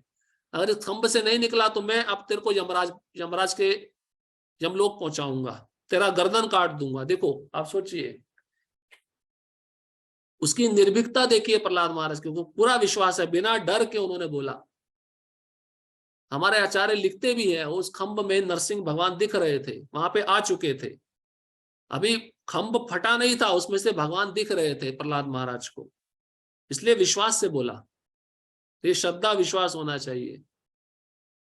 श्रद्धा विश्वास भौतिक संसार के लोगों पे, भौतिक वस्तुओं पे हमारा बहुत होता है। इसलिए तो हम पहले भी बताए, पहुंचाया नहीं है अभी रेलगाड़ी ने, लेकिन पैसा पहले दे देते हैं, क्योंकि श्रद्धा है पहुंचाएगी। रास्ते में कुछ हो जाए तो बात अलग है। ऐसा श्रद्धा कृष्ण पे रखना चाहिए। प्रभुपाद जी उदाहरण देते हैं, नाई के पास जाते हो बाल कटवाने, तो नाई उस तरह भी तो गर्दन पे लगा के काट सकता है ना, लेकिन विश्वास है पैसा लिया काटेगा नहीं। तो विश्वास होना चाहिए कृष्ण मेरा रक्षण करेंगे, कृष्ण ही मेरे आश्रय हैं। इसके विषय में सोचने की कोई आवश्यकता नहीं कि जीवन निर्वाह कैसे होगा। गृहस्थों को टेंशन होता है, नौकरी चली गई तो क्या होगा, पैसा कम मिल रहा है, ज्यादा नहीं मिल रहा। ब्रह्मचारियों को भी टेंशन होता है, मंदिर में दान आना बंद हो गया तो क्या खाएंगे, कहाँ जाएंगे। प्रभुपाद जी कहते हैं कृष्ण एक दिन में अफ्रीका में रहने वाले हजारों हाथियों का भरण पोषण करते हैं, हजारों हाथियों का, जो मनुष्य 10,000 मनुष्यों जितना 10,000 मनुष्य एक बार में खाते हैं उतना एक हाथी खाता है। उतना मात्रा में भोजन भगवान उन हाथियों को दे रहे हैं, चींटियों को दे रहे हैं, तो जो उनकी भक्ति कर रहा है, जो उनके आश्रय में, उनको नहीं देंगे क्या? ये विश्वास है, ये इसको कहते हैं रक्षे रक्षे इति विश्वासो। कृष्ण मेरा रक्षण करेंगे, कृष्ण इसको संभालेंगे। मनुष्य को चाहिए कि वे अपने आप को निस्सहाय माने। निस्सहाय मतलब मेरा कोई सहारा नहीं है, इस भाव में जप करना चाहिए। प्रभुपाद जी कहते हैं जैसे छोटा बच्चा रोता है, माँ को पुकारता है, वैसे हमें जप करते समय रोना चाहिए कृष्ण के लिए कि मैं निस्सहाय हूं, मेरा कोई संसार में नहीं है, हे कृष्ण मुझे आ जाओ और मुझे अपने धाम में लेके जाओ। वो रुदन सुनकर वो माँ को बहुत हृदय पिघल जाता है, माँ आती है, उसको गोद में उठाती है, बच्चा चुप हो जाता है। इसलिए हम भी तो रो रहे हैं ना संसार में, हम रो नहीं रहे, हंस रहे हैं। हमारी स्थिति हंसने वाली है, हम कभी रोते नहीं है। तो प्रभुपाद जी के एक बहुत श्रेष्ठ शिष्य थे गौर गोविंद महाराज। वो कहते थे क्राइंग फॉर कृष्णा, कृष्ण के लिए रो। तुम्हें कृष्ण के लिए रोना नहीं आता तो रोना क्यों नहीं आता, इसके लिए रो। जप के लिए जप करते समय ये भाव आना चाहिए कि मैं कब कृष्ण के पास जाऊंगा। ये जब तक तीव्र लालसा नहीं होगी तब तक हम भगवत धाम नहीं जा सकते। किसी वस्तु को प्राप्त करने की लालसा होती है तो कितनी जल्दी मिल जाती है, उसके लिए आप श्रम भी करते हो। अभी कृष्ण को प्राप्त करने की लालसा पैदा नहीं हुई है, इसलिए कृष्ण नहीं आते। वो नाम में इतना लालसा नहीं है, सेवा में इतना लालसा नहीं है। ये मेरे लिए है, मैं अपने लिए बता रहा हूं। तो इस लालसा को प्रकट करने के लिए हमें ये सब क्रियाएं करनी चाहिए। तीव्र, इसलिए बताते तीव्रेण भक्ति योगेना। वो भक्ति कैसी होनी चाहिए? तीव्र, इंटेंस होनी चाहिए, बहुत उत्साही पूर्वक होनी चाहिए। ऐसा लगे कि बस अभी मुझे इसी जन्म में भगवत धाम जाना है, बस बहुत हो गया, ये सर्कल, ये घूम फिर के, ये घूमना फिरना बहुत हो गया, अब इसी धाम में जाना है, इसी जन्म में जाना है। देखिए प्रभुपाद जी क्या कह रहे हैं, इतना सुंदर लिखे हैं। मनुष्य को चाहिए कि वह अपने आप को निस्सहाय माने और अपने जीवन की प्रगति के लिए कृष्ण को ही अवलंब समझे। अवलंब मतलब कृष्ण पे आश्रित होकर कृष्ण ही मेरी भक्ति में प्रगति कराएंगे, ऐसा भक्त को समझना चाहिए। अवलंब मतलब पूरी तरह से आश्रित रहना कि मेरा कोई सहारा नहीं है, एक क्षण भी मुझे कोई कुछ भी कर सकता है, कृष्ण को छोड़ के मेरा और कोई सहारा नहीं है। ध्रुव महाराज जंगलों में गए तपस्या करने के लिए, वहां पे उनका रक्षण किसने किया? कृष्ण ने किया। पता है आपको ध्रुव महाराज कहाँ गए थे तपस्या करने? मधुवन गए थे, मधुवन। वृंदावन के साथ में एक वन पड़ता है मधुवन। तो मधुवन में जो जाता है उसको कृष्ण का ही स्मरण होता है। तो वहां पे ध्रुव महाराज कृष्ण की आराधना किए थे, प्रहलाद महाराज कृष्ण की आराधना किए थे। तो उस जंगल में ध्रुव महाराज का रक्षण किसने किया? स्वयं भगवान किए। अभी तो वन नहीं रहे, वो सतयुग की बात है। सतयुग में वन कैसे होते होंगे आप सोचिए। पूर्ण कृष्ण भावना भावित होकर भगवत भक्ति में प्रवृत्त होते हुए प्रकृति के समस्त कलमश से मुक्त हो जाता है। धर्म की विविध विधियां हैं और ज्ञान, ध्यान, योग आदि जैसे शुद्ध करने वाले अनुष्ठान हैं, लेकिन जो कृष्ण के शरणागत हो जाता है उसे इतने सारे अनुष्ठानों के पालन की आवश्यकता नहीं रह जाती। देखो, एकमात्र भक्ति करने पर कोई भी विधि विधान, कोई अनुष्ठान, कोई कर्मकांड करने की जरूरत नहीं है। जो भक्ति नहीं कर रहा ना, उनके लिए ये अनुष्ठान है, ये यज्ञ है, ये दान है, ये तपस्या है, ये यज्ञ है। क्या क्या करोगे? इसलिए एकमात्र केवल भक्ति करो, शुद्ध भक्ति, कृष्ण को शरणागत होकर, गुरु को शरणागत होकर, बाकी सब कुछ मिल जाएगा।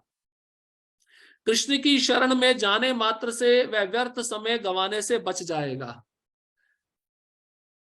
अन्य विधियां कैसे है? समय की बर्बादी है ना, और उसमें क्या होता है, त्रुटि करने का डर रहता है, गलती होने का डर रहता है। लेकिन भक्ति में अगर गलती हो भी जाए तो भगवान उस गलती को क्षमा कर देते हैं। इस प्रकार वह तुरंत सारी उन्नति कर सकता और समस्त पापों से मुक्त हो सकता है।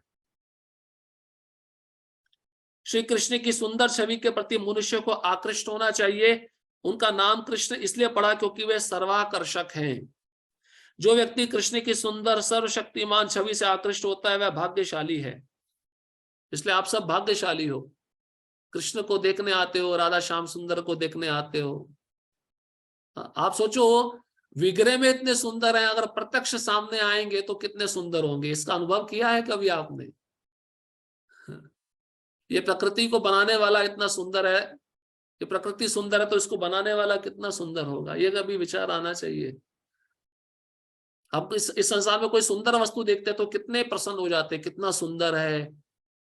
उसको, लेकिन उसको किसने बनाया, ये विचार भी तो होना चाहिए, वो कितना सुंदर होगा। भाई सुंदर वस्तु को कौन बनाएगा? सुंदर व्यक्ति ही बनाएगा ना, या अति सुंदर बनाएगा? अति मतलब और सुंदर वाला बनाएगा। इसलिए उनका नाम श्याम सुंदर है। और ये नाम गोपियां पुकारती थी, ये माधुर्य नाम है, ये वात्सल्य नाम नहीं। वात्सल्य नाम यशोदानंदन है, ये माधुर्य नाम है जो गोपियां राधा रानी बुलाती थी, मेरे श्याम सुंदर। तो इस छवि के प्रति मनुष्य को आकृष्ट होना चाहिए। सबसे सुंदर छवि है इस संसार में, अगर देखने लायक कोई वस्तु है तो वो श्याम सुंदर है। गोपियों का भाव ऐसा रहता था, वो श्याम सुंदर को देखे बिना रह भी नहीं सकती थी, और श्याम सुंदर के सामने कोई वस्तु आ जाए तो उनको देखने की उनका कोई इच्छा भी नहीं रहता था। इसलिए ब्रह्मा जी को क्या बोलती है गोपियां? गाली देती, गाली। आप सोचिए, गोपियों का स्तर देखिए कि ये पलके हैं, ये बार बार झपकती रहती है, हमको दर्शन करने में विघ्न होता है। ये मूर्ख ब्रह्मा ने ऐसी आंखें बना दी। आप सोचो, उनका स्तर देखिए गोपियों का, उनकी भक्ति किस स्तर पे होगी। इसको कहते हैं, ये भक्ति काम वासना वाली भक्ति नहीं थी, ये निस्वार्थ, इसमें एक भी काम का रत्ती भर भी, एक बूंद भी नहीं है। ये शुद्ध प्रेम है भगवान के लिए। अध्यात्मवादी कई प्रकार के होते हैं, कुछ निर्गुण ब्रह्म के प्रति आकृष्ट होते हैं, कुछ परमात्मा के प्रति, लेकिन जो भगवान के साकार रूप के प्रति आकृष्ट होता है, और इससे भी बढ़कर जो साक्षात भगवान कृष्ण के प्रति आकृष्ट होता है, वह सर्वोच्च योगी है। बहुत सुंदर बात बोले प्रभुपाद जी। प्रभुपाद जी कहते हैं कुछ योगी हैं जो ब्रह्म के प्रति आकृष्ट होते हैं, कुछ ऐसे हैं जो परमात्मा के प्रति आकृष्ट होते हैं, और कुछ ऐसे हैं नरसिंह वामन के प्रति आकृष्ट होते हैं, लेकिन सर्वश्रेष्ठ योगी वही है जो कृष्ण के प्रति आकृष्ट होता है। आपको पता है, महाविष्णु जो काणोदकशाही विष्णु है, वो भी कृष्ण के रूप को देखना चाहते थे। द्वारका में उन्होंने लीला किया, ये बात मैं पहले बता चुका हूं। वो ब्राह्मण के पुत्रों को मरवा के वह बच्चों को अपने पास में रख लेते। तो आप सोचो, अगर विष्णु कृष्ण के रूप को देखना चाहते तो कृष्ण का रूप कितना सुंदर होगा, विष्णु से भी अधिक सुंदर होगा। इसलिए उसमें 4 गुण ज्यादा है, प्रेम माधुरी, रूप माधुरी, वेणु माधुरी और सौंदर्य माधुरी। ये 4 चीजें ज्यादा हैं जो विष्णु में नहीं है। इसलिए विष्णु भी उन 4 चीजों को अधिक देखना चाहते थे, इसलिए उन्होंने ये लीला रचा। और मूर्ख लोग बोलते हैं विष्णु श्रेष्ठ है, विष्णु से कृष्ण आए हैं। कृष्ण से विष्णु आया, विष्णु से कृष्ण नहीं आए। दूसरे शब्दों में, अनन्य भाव से कृष्ण की भक्ति गुह्यतम ज्ञान है, और संपूर्ण गीता का यही सार है। कर्मयोगी, दार्शनिक, योगी तथा भक्त सभी अध्यात्मवादी कहलाते हैं, लेकिन इनमें से शुद्ध भक्ति सर्वश्रेष्ठ है। यहाँ पर मां शुचा, डरो मत, मत झिझको, मत चिंता करो, विशिष्ट शब्दों का प्रयोग अत्यंत सार्थक है। मनुष्य को यह चिंता होती है कि वह किस प्रकार सारे धर्मों को त्यागे और एकमात्र कृष्ण की शरण में जाए, लेकिन ऐसी चिंता व्यर्थ है। चिंता चली जाती है तो कितना सुकून मिलता है, कितनी शांति मिलती है। अब कई बार लोगों को ये चिंता रहती है, देवी देवता का पूजा कर रहे हैं, प्रभु जी आपने तो बोल दिया इनकी पूजा बंद कर दो, कल को ये क्रोधित हो गए तो क्या होगा। अरे आप चिंता क्यों कर रहे हो, वो देवी देवता कृष्ण के दास हैं। कृष्ण जैसा बोलेंगे वो ऐसा करेंगे। कृष्ण बोलेंगे अब ये मेरा शरणागत हो गया, इसको नहीं सताना है, इसको डराना नहीं है, तो वो कुछ नहीं करेंगे। और तुम कृष्ण के पास नहीं आओगे तो डराते रहेंगे। उनका प्रयोजन भी यही रहता है कि कृष्ण के पास जाए। तो इस प्रकार से भगवान बोले कि सब धर्मों का त्याग कर दो और मेरी शरण में आओ, डरो मत, मैं तुम्हें तुम्हारे सारे पापों से उद्धार करूंगा। श्लोक क्रमांक 67।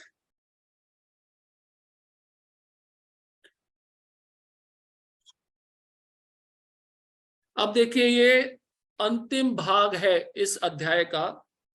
इस श्लोक से लेकर 78 श्लोक तक भगवत गीता का अध्ययन तथा शिक्षण का महत्व क्या है उसके बारे में भगवान बताने वाले हैं। जो भगवत गीता को पढ़ता है या दूसरों को पढ़ाता है, सुनाता है, उसका क्या फल मिलता है, क्या महत्व है। अब भगवान अगले श्लोक में बताने जा रहे हैं कि किन किन को गीता की शिक्षाएं नहीं दी जानी चाहिए, मतलब किस किस को गीता का प्रचार नहीं करना चाहिए, किन किन लोगों को ये शिक्षा नहीं दी जानी चाहिए। इदं ते ना तपस्काय ना भक्ताय कदाचन ना चा शुशुषुवे वाच्यम ना चा माम यो अभ्यसूयति। देखिए, अब एक एक शब्द देखिए, श्लोक में बहुत ही महत्वपूर्ण शब्द है। पहला शब्द आया अतपस्काय। अतपस्काय का अर्थ है तपस्वी और संयमी नहीं है। मतलब जो तपस्या नहीं करता, जिसने अपने मन और इंद्रियों पे संयम नहीं किया, निग्रह नहीं किया, वश में नहीं किया, उसको ये ज्ञान नहीं देना चाहिए। दूसरा है अभक्ताया। जिनके पास सच्ची भक्ति नहीं है, उनको अधिकार नहीं है ये ज्ञान प्राप्त करने का। कौन सा ज्ञान? भगवत गीता का ज्ञान। मतलब भगवान स्पष्ट कह रहे, जो मेरे भक्त नहीं है उनको ये ज्ञान प्राप्त नहीं होना चाहिए। ना भक्ताया। तीसरा है अशुशिषवे। जो श्रवण के इच्छुक नहीं है, जो मुझे सुनना नहीं चाहते और जो मेरी सेवा में नहीं लगे हैं, उनको ये ज्ञान नहीं मिलना चाहिए।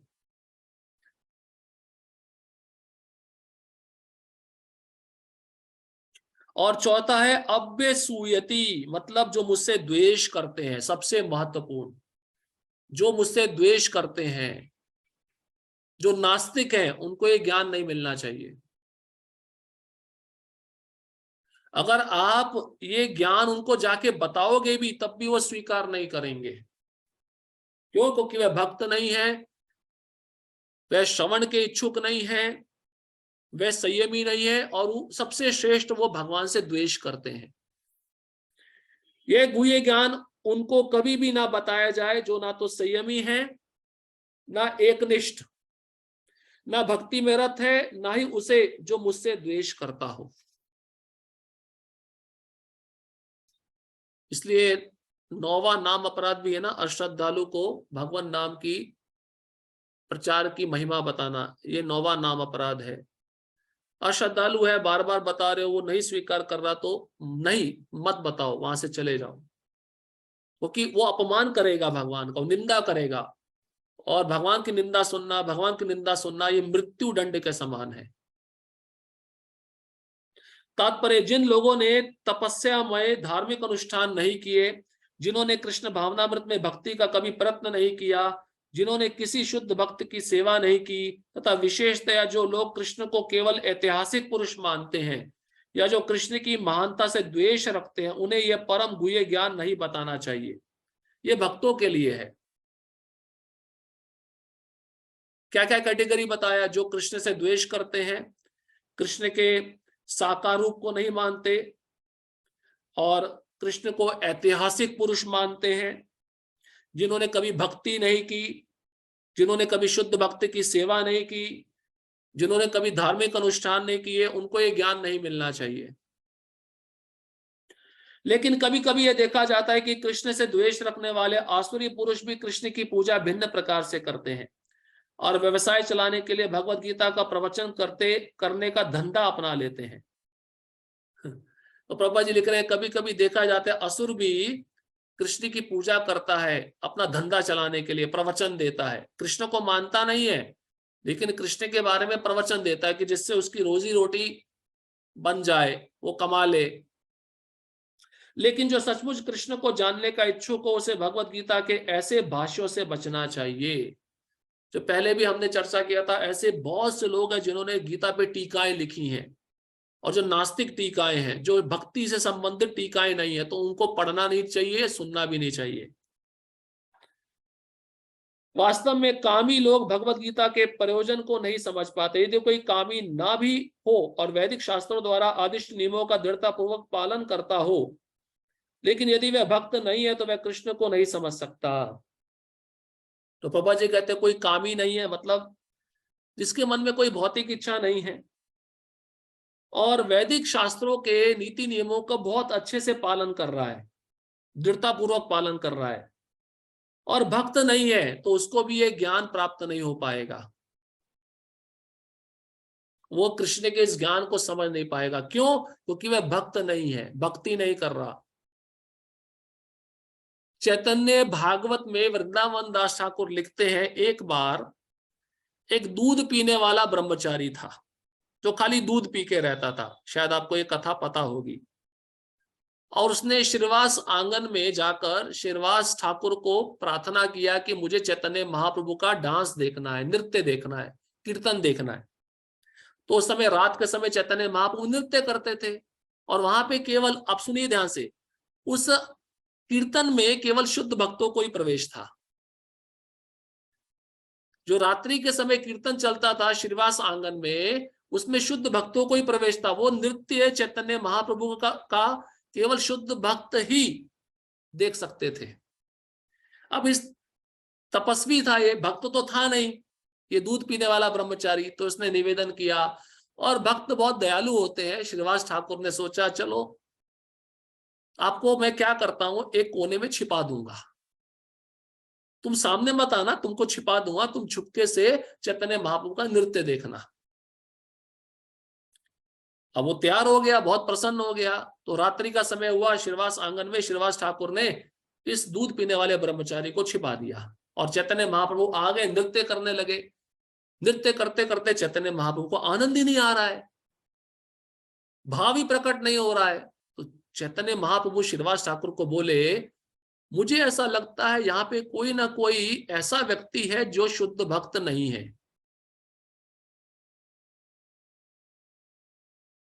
तो श्रीवास ठाकुर को पूछा, यहाँ पे कोई ऐसा व्यक्ति है क्या? तो श्रीवास ठाकुर तो डर गए थे। वो बोले, महाप्रभु हाँ, एक व्यक्ति है, वो तपस्वी है, भक्त नहीं है, केवल दूध पी के रहता है।